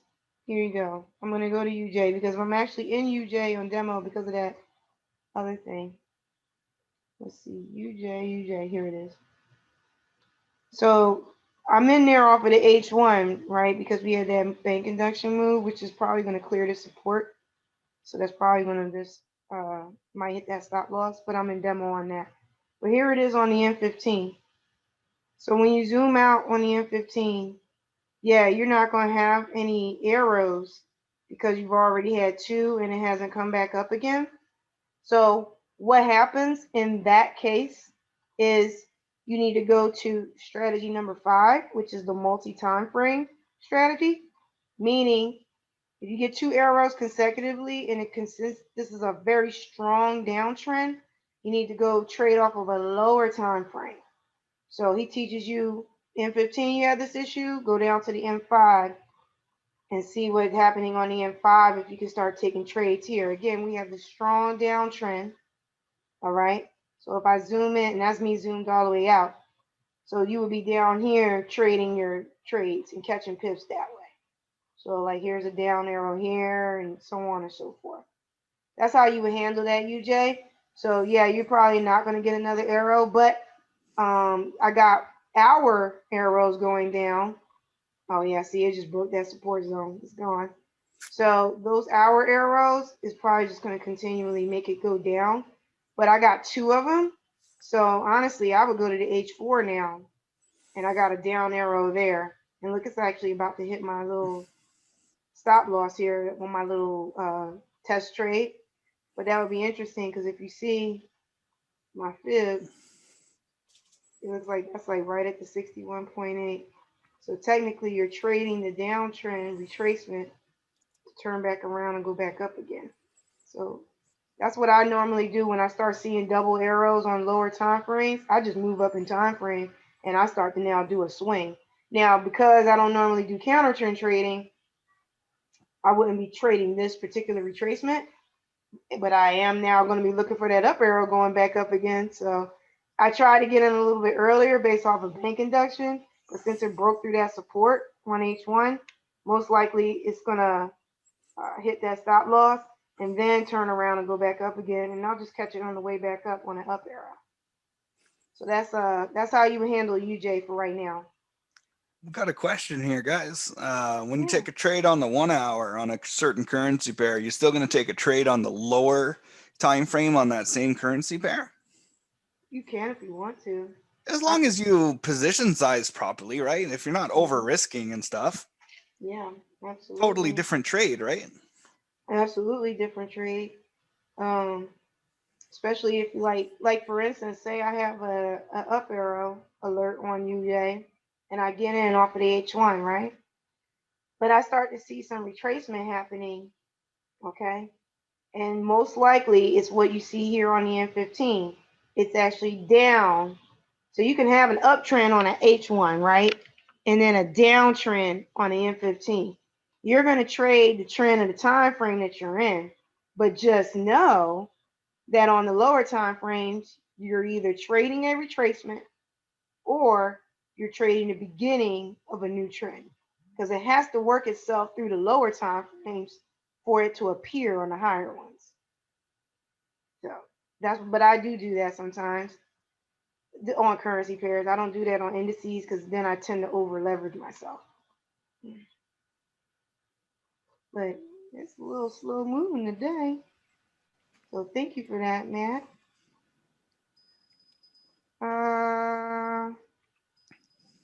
Let's see. So pending orders. I know Al likes to do pending orders. I don't use pending orders. Now none of the strategies particularly mention that per se, but doesn't mean you can't use them. Right. Exactly. I don't particularly use them. No, because one of the potential issues with that is you could put your entry, and then as soon as it hits your entry, comes back right down against you as hard as it can, and then you're not really in control of your execution, because when you analyzed your trade, it looked good, but the picture could have changed from the time you put your pending order to the time that it actually executed. It could be like an hour or 2 hours later, and then you see that the trend is now reversed completely, and you don't want to be in that trade. That does happen frequently, and that's why I avoid it like the plague. Yeah. Nothing wrong with it if that's the way you want to trade, because I know a lot of people that are successful with that. It's just that's the opportunity that could come against you is, it tags, it gets you in, and then it reverses real hard. Absolutely. But no, none of the strategies teach with using pending orders. Thanks, Alexis. Okay. Looks like I'm just waiting because it looks like now that everything's trending really hard today, tomorrow might be a lot more on and popping, I guess. Let's see.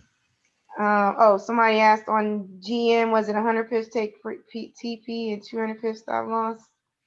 It's 50 pips. pips. Yeah. Guys, 50 pips. Yeah, 50 pips TP, 100 pips stop loss, normal. Yeah, that's what we've gone over that a couple times now at this point about the 1 hour trades, especially for currencies. So 100 pip stop loss, 50 pip take profit, and then you can use different strategies to shrink your stop loss or even increase your take profit. But that's the basis for everything. Yep, exactly.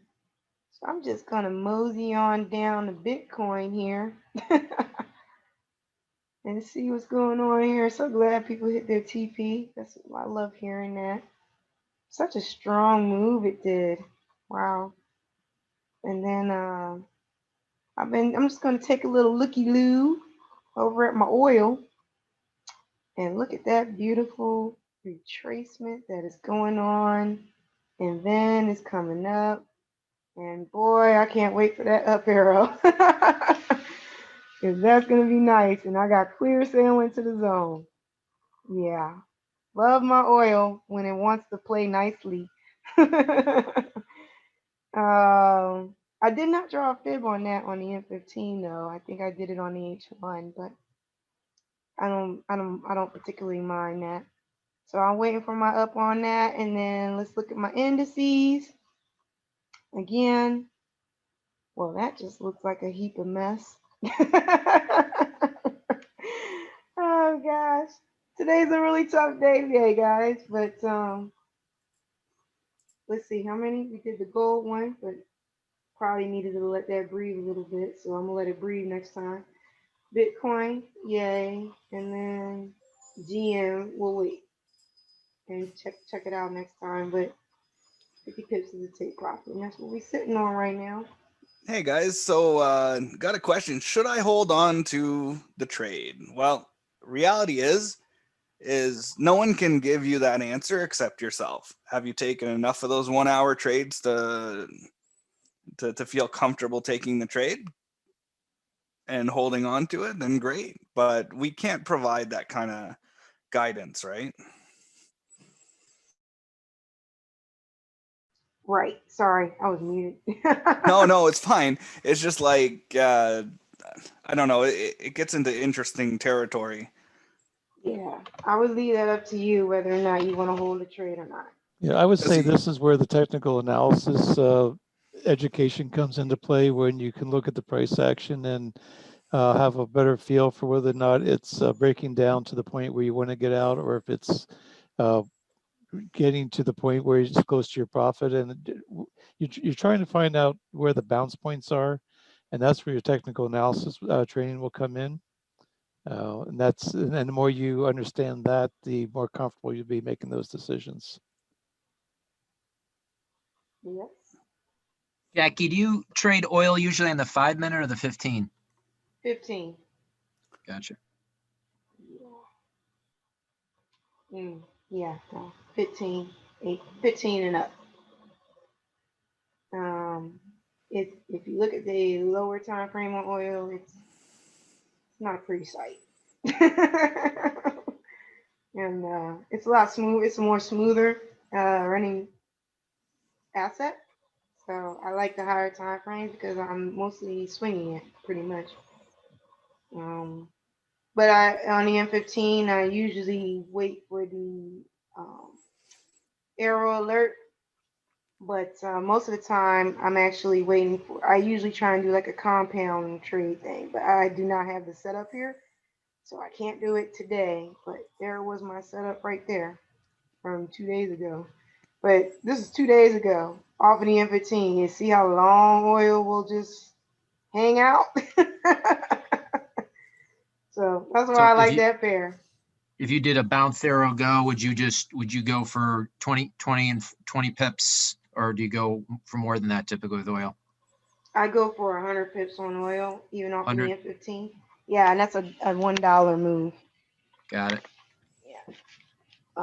Oil moves like maybe $2 in a $2 or $3 in a day and a half. And in a week it'll range between like $4 or $5 in a week. Sometimes 7 if it wants to be on a really strong push. There's gold with a sell. Yay. But yeah, that's how I handle oil, 100 pips. But you might not all get that all in one day. So I'm used to holding things over a day now. And be careful to swap on oil. uh, okay, so we got that down arrow alert. But it was an uptrend a while ago. So let me confirm if it's still considered an uptrend right now.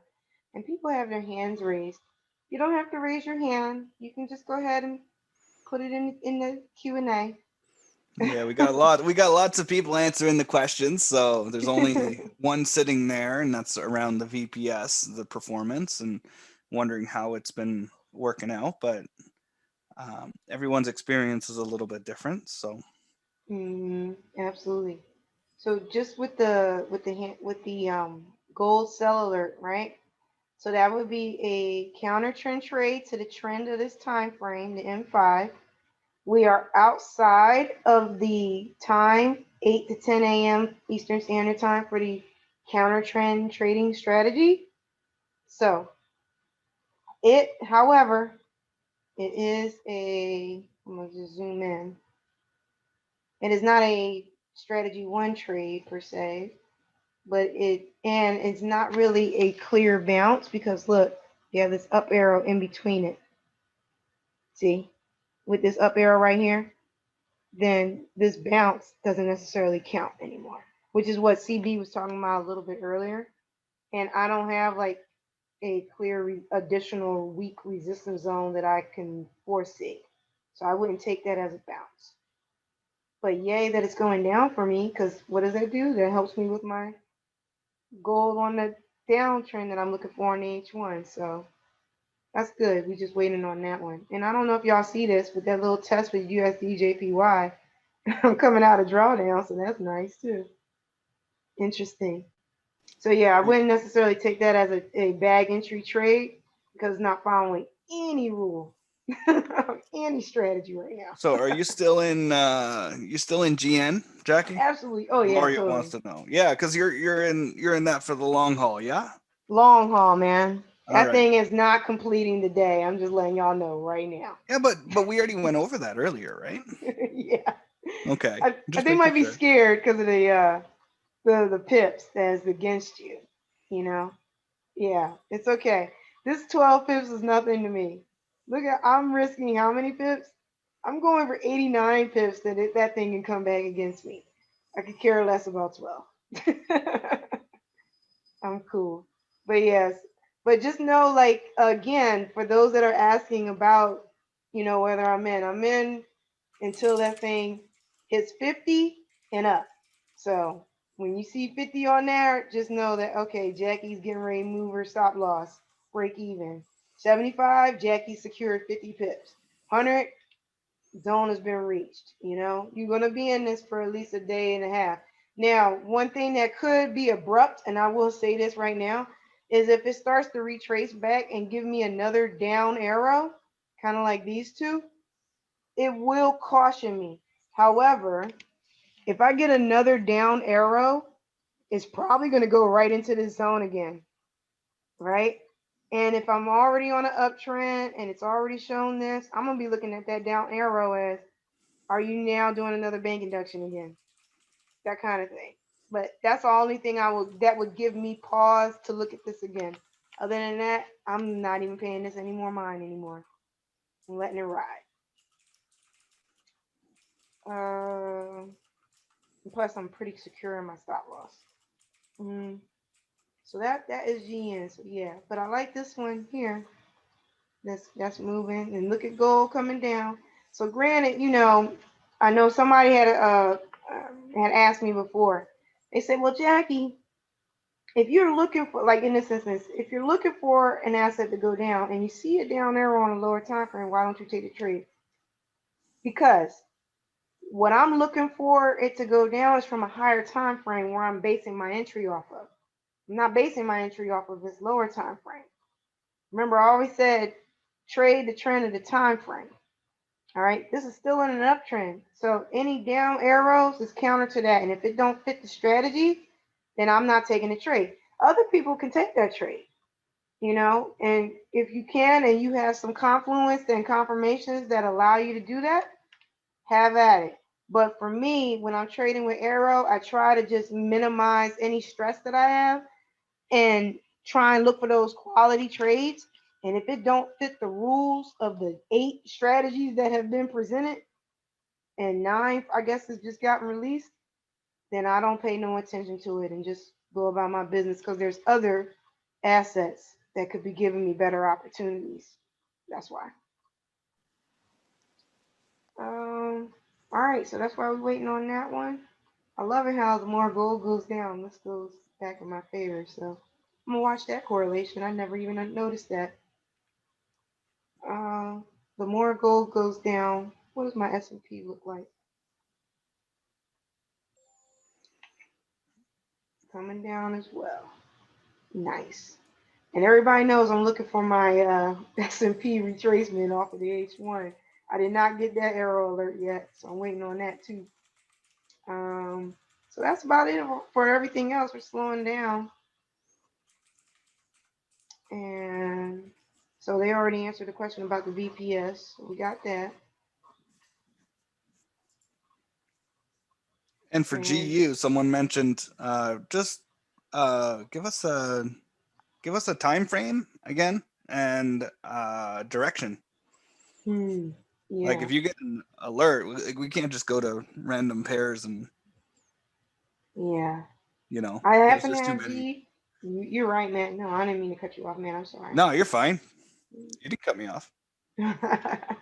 I do have GU as an H1 here, so let's see. Oh yeah, it's a long way to go. That I thing just took saw an off. Aussie US on the 15-minute. Aussie US, Yep. gotcha. I don't know what it's doing, but call it out. Okay.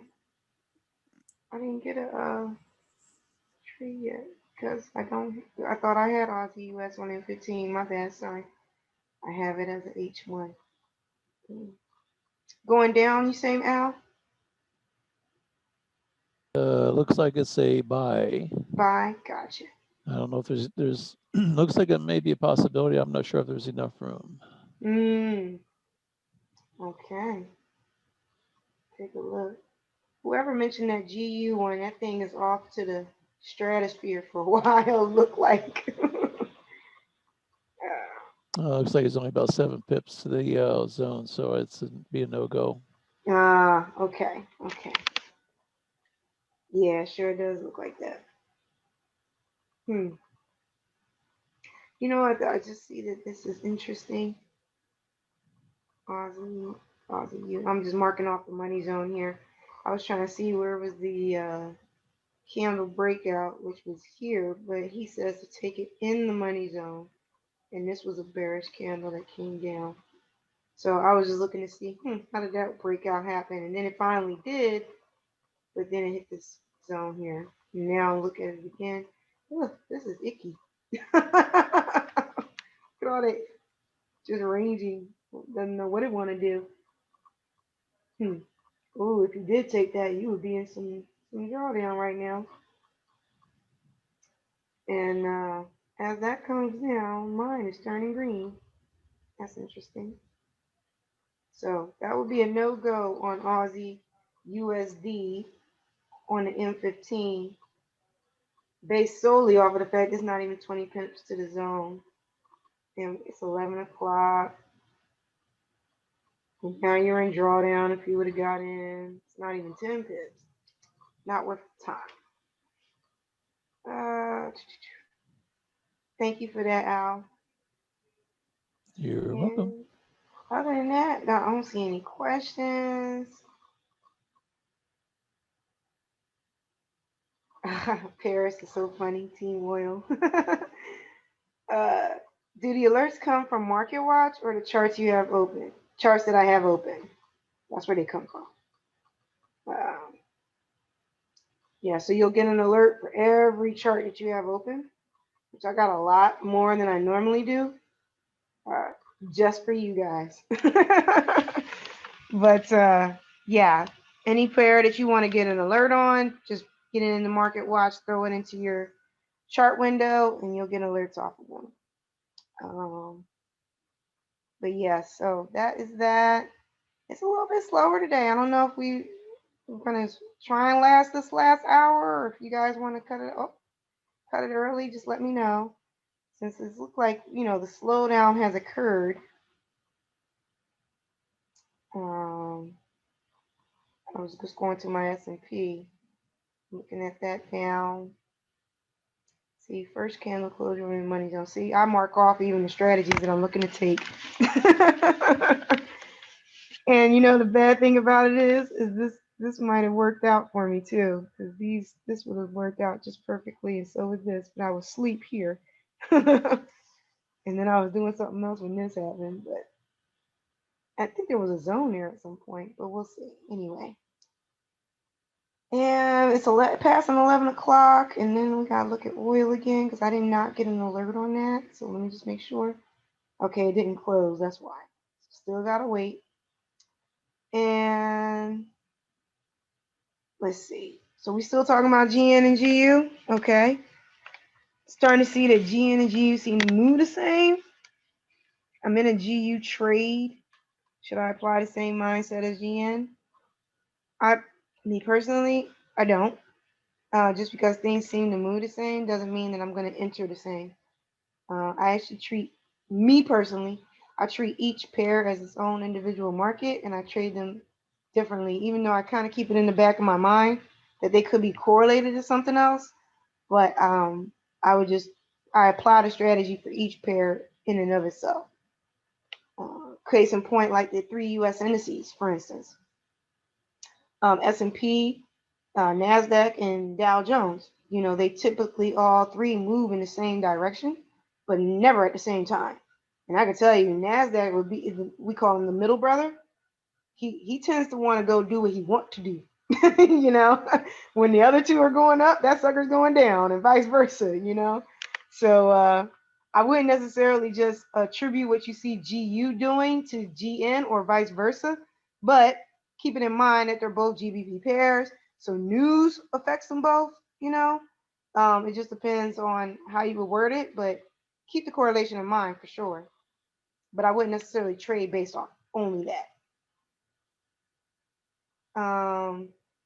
Is on GN, is that candlestick pattern known as train tracks on the H1? I don't know. I did not see. That's GU. Look at that. That thing went to the stratosphere, and I now need to move my my fib because it's changed. And GN, railroad tracks. Let's see. Is it? Not necessarily. No. Railroad tracks would be this being bullish. It would start here and go up, and then it would start here and then go down all the way, like making almost even. It's close, but and then even on the next one, it might be doing the same thing. It's close though. All right. So as we are relaxing, I'm just going through the Q&A real quick. Al, Matt, y'all cool? Y'all want to talk about something? No, I'm great. I'm just I'm not trying. I don't want to leave y'all hanging. CB, you good out there, man? I'm doing good. Just trying to find any good looking moves. Nothing much right now. Nothing much, man. And you know what? Tomorrow I'm not going to be on the call, and that's probably when everything's going to jump off. Dang it. Let's see. We'll see what goes on. Oh, Martin's just going all over the place with this GU. Okay. All right. Off the daily, yeah, I'm good. Okay, so we already answered those. And then, yeah, on the USDJ, the UJ, they was asking about H1. I'm on UJ here. Yeah, so here is, let me get down to UJ real quick. Here it is. I'm on the M15 there. So on UJ, I took a buy, and I took the buy because at the time when this arrow came in and went directly into the zone, So I took it off of like a bank induction move as a buy. And also because it's overall uptrend on the H1. So, excuse me, that's the only reason why I did it.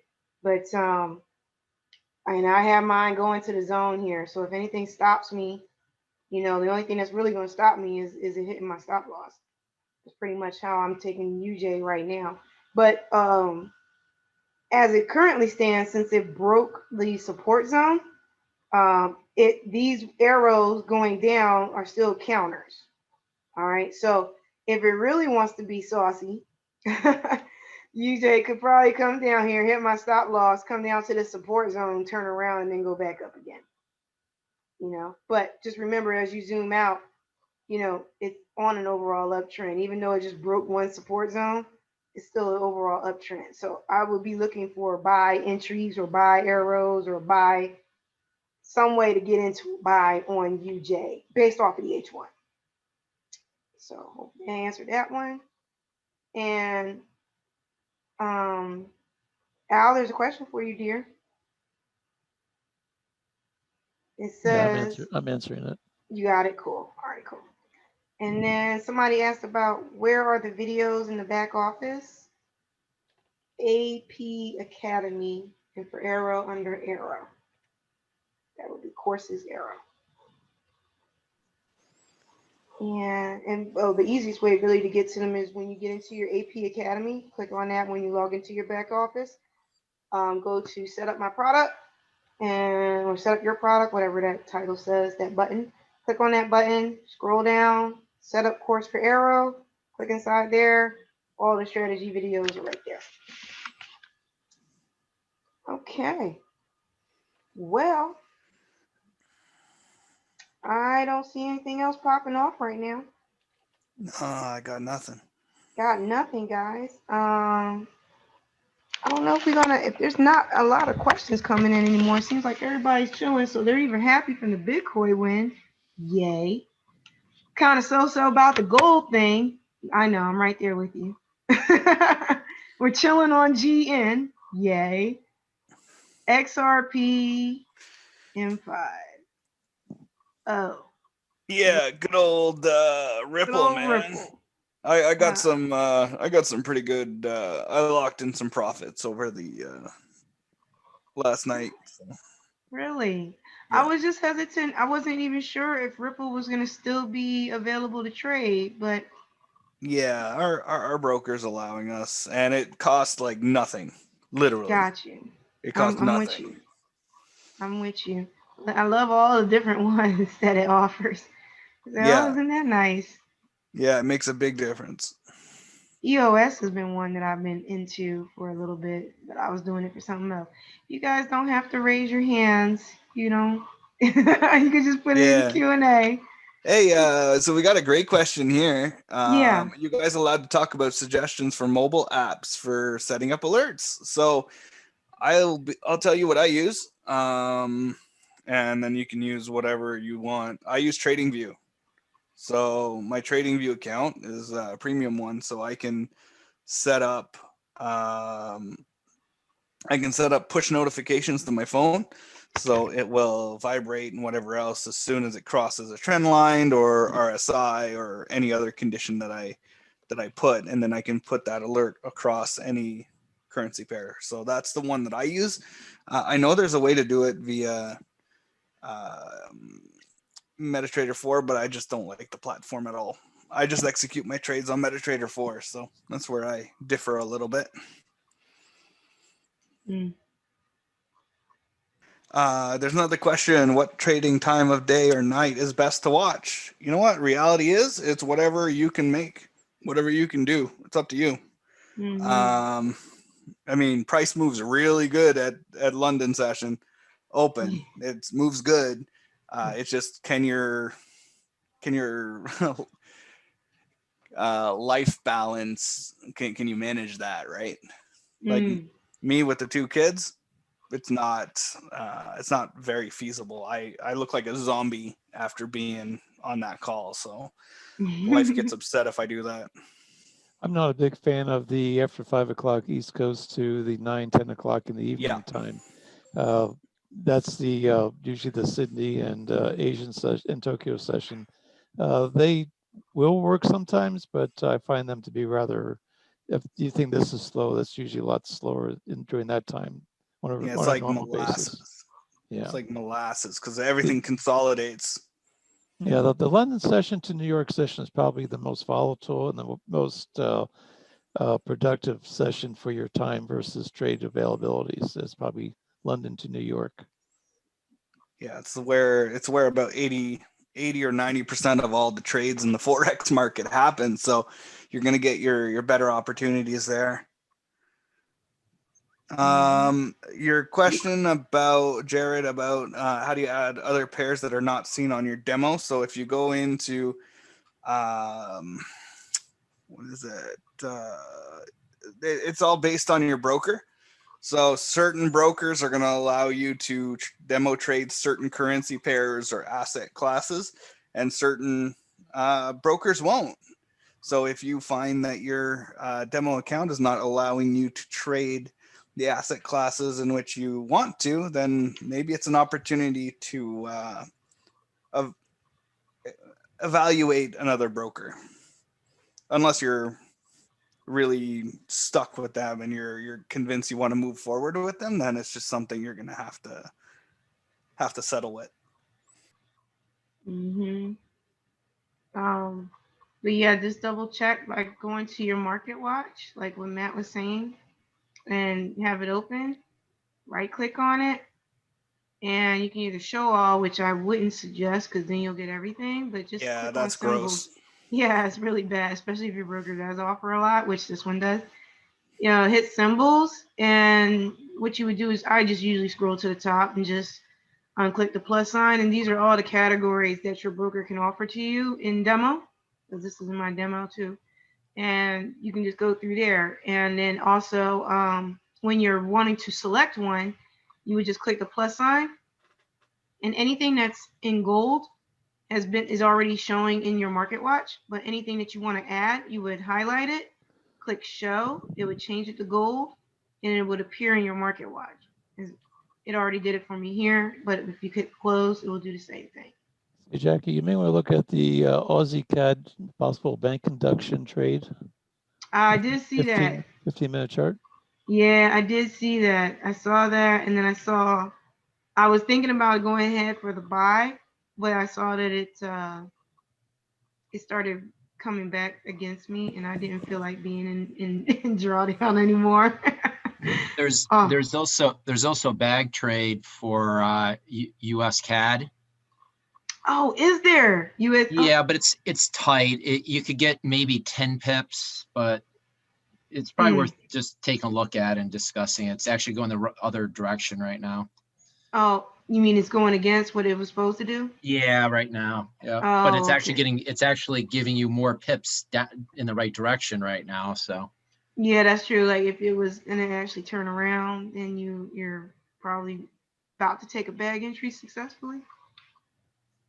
That's interesting. I did see that Aussie CAD, and the reason why I didn't jump in it on the bank induction was because it started coming back already.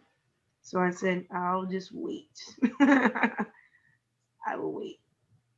And now that he mentioned this with USD CAD, I said, oh, okay, correlation. So shout out to the person who brought up correlation up. Ooh, that's also a bank deduction. You see that little tippy tip right there? And then look at that, it's turning around and going up. so the bank induction, you'd go the opposite of the AIRO with the bank induction? No. I was thinking it was going up. It was an uptrend. No. This is a downtrend. Sorry. Oh, okay. Sorry, I got a little excited for a minute there. So no, downtrend. No, it's that would be a no-go on bag. But you know what? I'm gonna put that in a note, and I'm gonna circle back with you guys on Thursday when I join again. And I'm gonna wonder now if every time I see that thing, doesn't matter if I'm following the trend anymore. Well, that's what's fun, right? You got observation, and that's how you're gonna get ahead in this game, is to observe what happens. Go on demo, take the trade, go back and see how it worked. Yep. That's what I'm thinking I'm going to do going forward. Just look at all of them. It And now costs you I'm gonna, nothing. yeah, see if does the trend even matter anymore. And if I can consist, and I do what Matt says, 100 demo trades. So if I'm going to do 100 of those things per asset, by the way, that's what I do. When I drew all them wedges for Matt, I did them all per asset because each one is different. I just said that each one is different. I treat each one as its own market. So Well, it all has its own DNA, right? Moves in different directions. Even certain currency pairs that are highly correlated, they may move in a similar direction, but they, just like Jackie said, they can deviate a little bit, yeah, so I they just move checked. differently. Oh, I'm sorry. I keep doing that to you. I apologize, Matt. No, you're fine. Hey, no, you're going. I'm just answering some questions here. Cool. I just wanted to shout out the S&P cellular and then the Ethereum cellular. So we're too close to zones right now, guys. So no goes. Okay, no goes Yeah. on those. ETH though might be good in a little bit if it bounces back off that. Yeah. See, I got another induction move. Yeah. I like. So this is an induction, and I was on an uptrend on the M5. Am I not? Yes, I am. And that thing went up. Twice. Okay. Well, it's too late for me to jump in this now, but I'm going to test this some more actually. So if I can do this 100 times on S&P, no matter what the trend is, I'm coming back to you guys on that. But so far, that actually looks like it might pan out, contrary to what gold did earlier. And I would be shooting for 20 pips and actually probably going to this MA on this one. That's what I would probably have done. Matter of fact, And my VPS just got slow. Oh, did it? It's probably because it's 11 something. I don't know. It's just, well, I've got lots of stuff going. I've got actually AIRO on the 1 minute on all the charts, so I've got a lot of data being spit out, but they got really slow. That's understandable. You said that Ethereum one too was looking like it might be good once it pulls back. Well, we'll see. I mean, if you watch what it's been doing lately, Mm-hmm. it could bounce right back up again here. Testing that support right now. Okay, got you. All right, cool. Brendan asked me to check the 15-minute off of I'm not sure what it was. Brendan, tell me what chart that was again. That's why we need time frame and currency pair, because sometimes we go through and we delete some questions and answers, and it's too hard to go back through the 95 or 85 questions that have been answered. For AJ, somebody took a sell off of the M15, which would be a counter trend trade. Yes, I remember that. Should we still do the 20 pip take profit, 40 pip stop loss, or should you just watch it because it's a counter trend?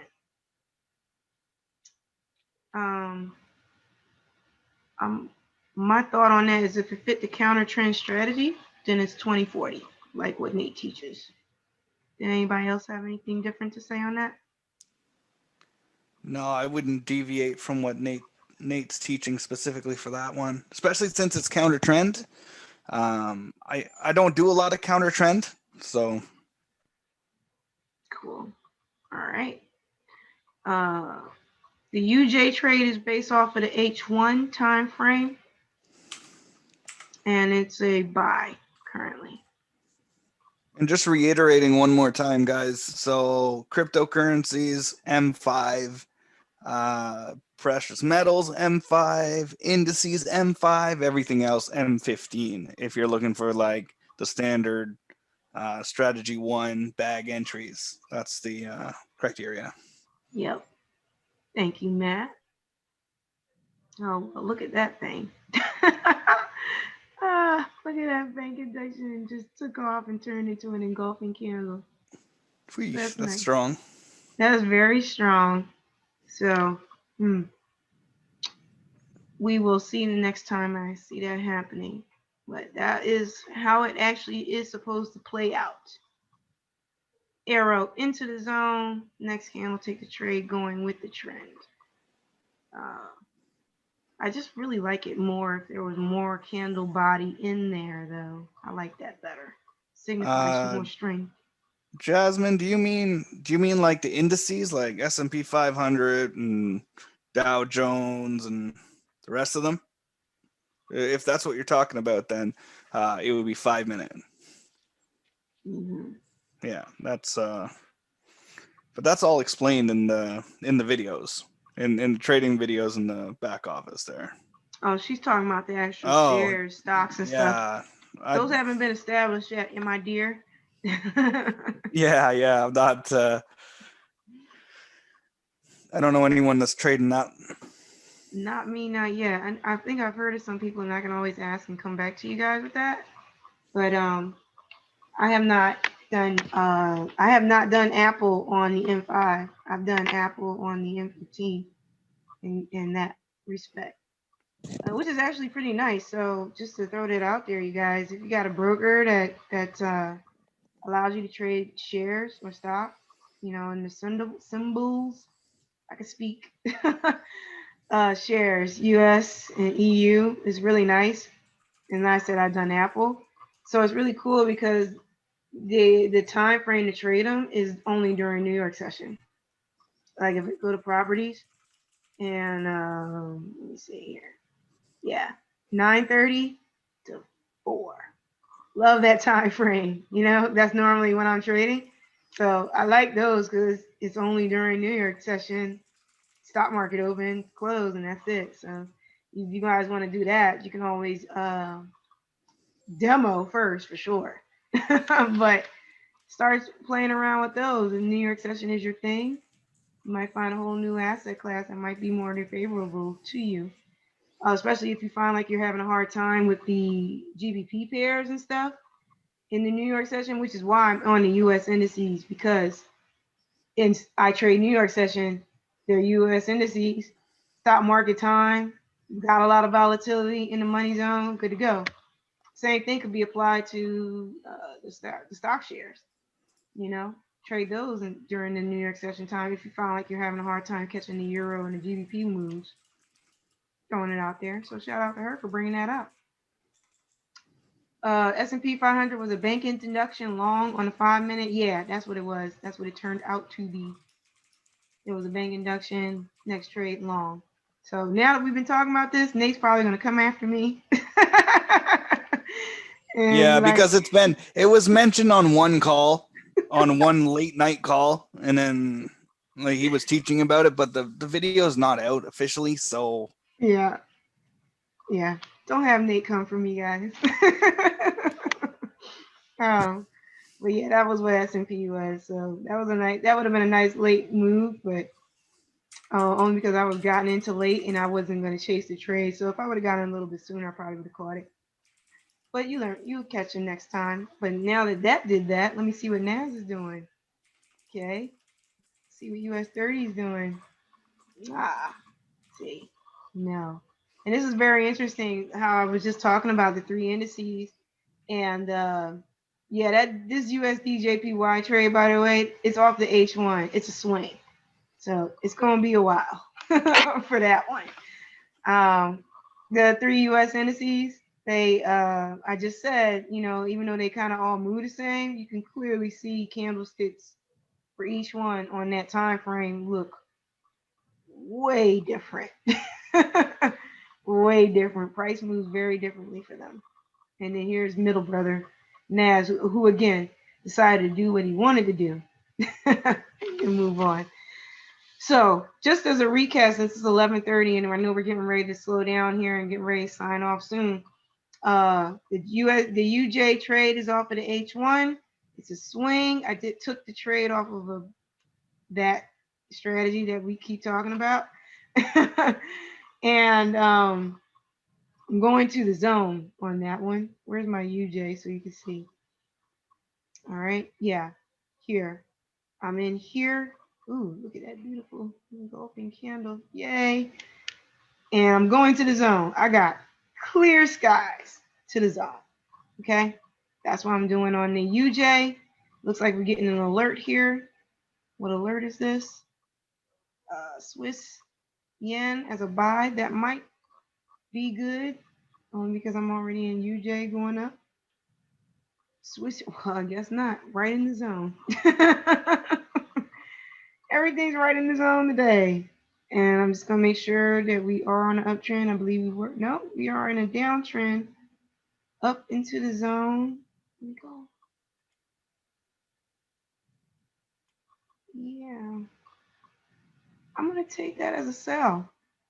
I'm going to take that as a sell based off bank induction. See what happens. Boom. Oh, why did it yell at me? Am I over leveraged? Might be. Hold on. Why did that yell at me? Hold on. Go in here. While I'm Over looking at this, leveraged on your demo? I can't possibly be. No. Maybe it didn't like it. What I was. Let me try that again. 0.01. Sell. There we go. I'm like, wait, what? Why? Okay, sell. Off the M15, I'm going for 20 pips. And oh, shoot, is 20 pips at the zone? Let me see. Oh, 20 pips there. Here we go. I'll just go down there. That's not 20 pips. I would not normally take that, but I really want to see my bank induction work since I just missed it off of the S&P. So that is what I'm going to do, and we will see what happens. Now, that's a little interesting because that's Swiss yen, and I have dollar yen. And so I'm kind of curious. I'm actually going to watch this correlation and see what happens. But that's what I did. So I took that just based off of that induction thing there. And I'm just coming down to the zone.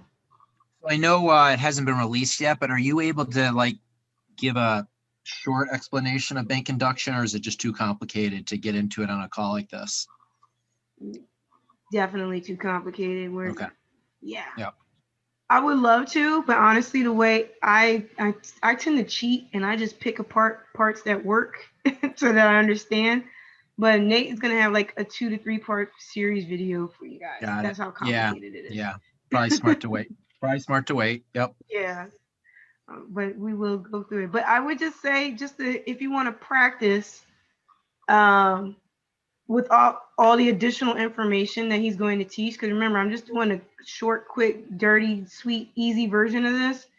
If you just want to practice, anytime you see an arrow going into a zone that is against the trend, you would take the trade in the direction of the trend and go for 20 pips off of the M15.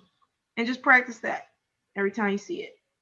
And see what, because see, look, it did it up here and we're going to go down. It did it down here and then it went up. So that was why when I saw it earlier, I said, do I have to go with the trend? Or is it every time I see that thing, can I just go the opposite way kind of thing? So that's what I'm actually going to test. That certainly opens up a lot more trade opportunities. Absolutely. And I'm wondering if Nate's listening, is that why it's one of his favorites? But yeah, that's a little tidbit out of there. I'm just going to the zone, you guys, and see. I'm not familiar with Swiss yen as much, so I'm just going to play it by ear. But I'm just going down to the zone since I got clear zone. It's about 15 pips. 15 pips I'm cool with. I really wouldn't want that 20, but 15 is okay. But if you're talking like less than 15 or 10 or something, it's not really worth my time, me personally. But that's not to say that it's not worth your time if you want to jump in on those. So I'm not saying anything against anybody else. But that's it. So UJ, CJ, GN are all active trades for me right now. And anybody else is in anything I want to talk about? Throw out there?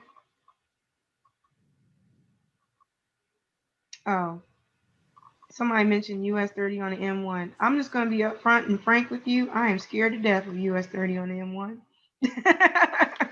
Yeah, that's listen, I tried to mess around with it, but I'm not gonna mess around. I'd have to spend an exorbitant amount of time. It would take like 200 demo trades before I even considered going live on that, and that would be scalping on steroids. Yeah, totally. I would. It's too much. I have done US 30, but not on the M1, and I have tried scalping it with the RSI on the M1, and I've been somewhat successful, but not successful enough that I have defeated that white whale on that time frame. But on the H1, oh yeah, US 30, we're golden. Oh yeah, all day. I'll do it on there. Just not on the smaller time frames. On S&P off the M5, the candles are red with a green outline. Oh, that's just because of the way the properties were set up. I did not follow that in the video. That's because I'm so used to seeing, if I zoom in, I'm so used to seeing my bullish and bearish candles as black and white. That's just me. So that's why I didn't change it. But you can change it to be red and green, just like you see in the video setup. It doesn't mean anything is different between mine and yours or how the candles are formed, except for not on the same broker.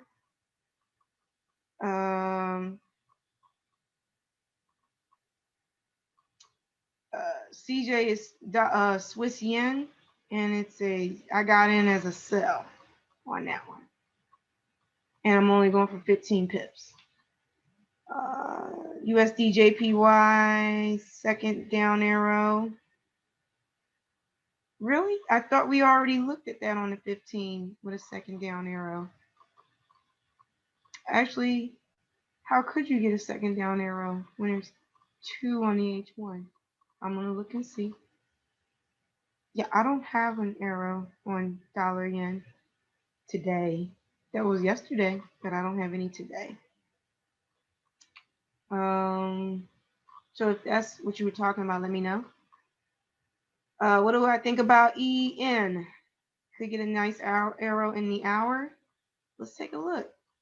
I hear things popping off, so y'all let me know if something I'm missing. EN. Ooh. Downtrend. Nice.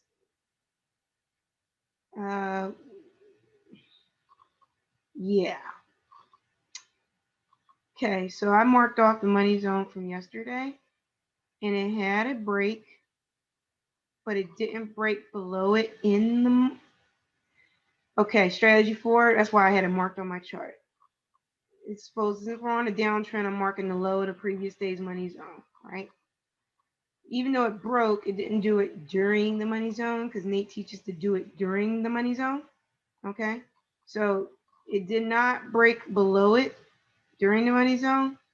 So it could come down here and have some momentum and break it then. But we got this massive support here. So I wouldn't necessarily be taking any trades off of money zone breakouts unless that support zone was just gone. But a down arrow alert off of EN possibly could be happening. You know, you got some stuff going on right here, so that's a possibility. Might even be an M for me. You never know. But that would be nice. Be looking off for sales for EN for sure, since you're on a downtrend. Let's see what else. Anybody else? Oh, UJ on the hour. How late can you enter a trade after a notification? Huh? Do you guys, CBL, Nat, do you guys get into trades after a notification at a later point? I will if it's still valid after a few. Yeah, if it's still valid, I would take it. If it's if I get a notification and 2 or 3 bars later, I look and still see the is valid or it pulled back, giving me a better entry, then I'll take it. Yeah. If everything else is, especially if the price action looks right. Cool. I think I would agree with you on that, Al. Actually, I'm just trying to think on when I do get into trades late. Yeah, I don't really go past about 30 minutes or so. Definitely not past 1 hour. but I really evaluate it if I'm going to get in late. Sometimes getting in late is going to give you a better entry and you can make more pips. The other times it'll shoot you in the foot. Yeah. Absolutely. Like I'm very, if I miss a trade, sometimes I just kind of skip it. But those are, but I do agree with you guys on your analysis on that thought process anyway. In the sense that I'm actually learning something. Somebody asked about a down arrow with clear skies in the H1 on USD on UJ. You got a down arrow. When did you get it though? Because I have two as well. They were hours ago. So, you know, again, if you coming in and you see a down arrow, like we were just talking about late entries, right? Yeah. So we're in the current hour. This was the previous hour, and then the arrow alert. So like an hour ago, the second down arrow alert came. I think I mentioned on a call where I'm very wary about two alerts and taking a trade based off of the second one. But again, you would just kind of see and evaluate based on what Alan Matt even just said, if that's an opportunity time for you to jump in there. It may or may not be. If you're gonna get in on it, sell, just make sure it fits all the qualifications yourself. And if you're not sure, you can always take it in demo and see how it plays out, like Matt said. But cool. Okay. Well, this has been an awesome session thus far. It's been really good. I mean, even with the gold blowout, but you know what? It looked like a great setup. Reality is, even if it's an amazing setup, you could still lose it. And there's a lesson to be learned there. Yep. And it's really important. Stop loss. Don't enter a trade without a stop loss, because it can, especially on gold and things that move a lot faster, that could, if you're not position sized properly, that move alone could have dusted your account. Yeah. Oh yeah, totally could have. Like big time. Yeah, that so thing just be aware. rinsed. Yeah, some people got rinsed. I know that. Yeah, that was this thing right here. That Yep, wick. right there. That was a rinse move if I've ever seen one, which was interesting. Like I said, I was like, oh, okay, so let it breathe. But I appreciate whoever it was, and I forgot your name. I'm so sorry, but putting this on the M15 now and doing them banging doses off the M15, seeing them a lot more easier off of that one instead of doing it off the M5. Wait a minute, that's US 30. Sorry, this is gold. Even though that's interesting, that same wick thing happened. Here's that long candle that knocked us out. But other than that, though, I appreciate it, everybody. It's like 11:45. I doubt that we're gonna get anything else. I guess at 11:45, if there's no alert, we could probably just go ahead and cut then and see. Yeah, no, I think so too. Not a lot going on today, but When you got I'm really happy GJ about that wedge Bitcoin. breakout. What'd you say? GJ wedge breakout on the 15. Really? Let's see here. Let me go to GJ. GJ off of the M15 wedge breakout. Are you talking about this down one? No, well, breaking out of the top of the wedge. So the wedge is there. Oh, you mean this top thing coming here? out. Before I would take that, I would let it come back down and retest the top of the wedge.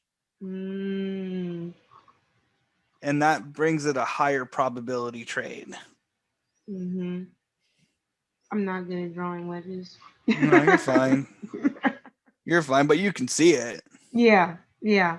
You can see the nice clean wedge there. Mm-hmm. But yeah, before I would take that, I would definitely wait until it came back into like tag the wedge, did kind of like a pass and check, and then take off. But I don't want it to consolidate on that trend line. That's the last thing you want. Mm-hmm. Like this, Matt? Yeah. Mm-hmm. Ooh, look at all those touches. Draw the flat top. Yeah, exactly. Okay. I just got yelled at. Yeah, I got lots of beeping too. Pound Swiss is the sell. Let me see really quickly. Is the sell and is this? I think this is an uptrend now. Is it? Yeah, it's an uptrend. It's a sell. No, I can't do it. Don't fit any bag entry. I mean, any arrow alerts. Not a counter. Not a money zone. Not a. You don't got to bounce for sure. They ain't got no bounce. There's nothing. There's nothing. Nothing All right. there. Not today. That's a good dead. What were we on again? The one I just jumped from with the wedge. You said GJ. I don't there know it was. anymore. Yeah, I got pound you. yen. Yeah. Yeah, pound yen. GJ and draw the flat top. Yeah. Like right here at this wick or right down here? A little. No, at the wick. Yeah. Oh, Well, kinda. like right there. Oh no, down a bit. Sorry. Down a bit. Bring Gotcha. that thing down to where the other wicks are. Oh. Like here, like not those. These Yeah, ones. there. Yeah. There you go. Gotcha. Yeah, something like that, right? Mm-hmm. Hey, I drew You a see wedge, that guys.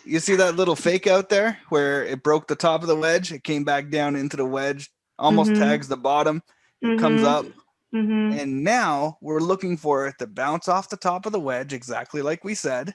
And we would generally be looking for it to continue up into that zone. Now, is it going to go? Potentially. But you don't have you don't have a bag entry, you don't have any arrow confirmation, so it's a lower probability trade significantly. If you had an arrow down where it is right now, interesting. If you had an arrow up where it is right now, that would be interesting as well. But I'm looking for an arrow when I do these things. Cool. Yeah, because right now it could just go and consolidate on that trend line and make that entire trend line invalid, which I've seen happen. It's the way it is. Interesting. Cool. Thank you for that. I'm just glad that I drew a wedge, y'all. Yeah, I'm really impressed. We all win something. But anywho, alrighty. Well, that was last pound Swiss. Invalid. Even if it was counter, it did not fit any arrow strategy, and there was no zone to bounce off of. So that is the end of that. No, haven't heard anything about not getting notifications to your phone. But if you do have that issue and you've gone through the reboot, and just make sure you're not switching from like demo to live and demo to live and demo to live again. Right. Make sure of all of that. And then if after all of that you still have issues, then definitely submit a ticket to support, and hopefully they'll be able to help you out and figure out another way for you. But that was my issue, and once I stopped doing that, like I rebooted after I stopped doing that, and I didn't have any issues going to my phone anymore. Alrighty, so if somebody's asking, check S&P 500 on the M5 one more time. Okay. Last time I had that super up. Oh, I got my up arrow, but it's already gone. Right, you're gonna. Why you didn't tell me earlier? Yeah, and that I didn't was quick. even get an. Did you get an alert, you guys? I didn't even get an alert, and I was on M5.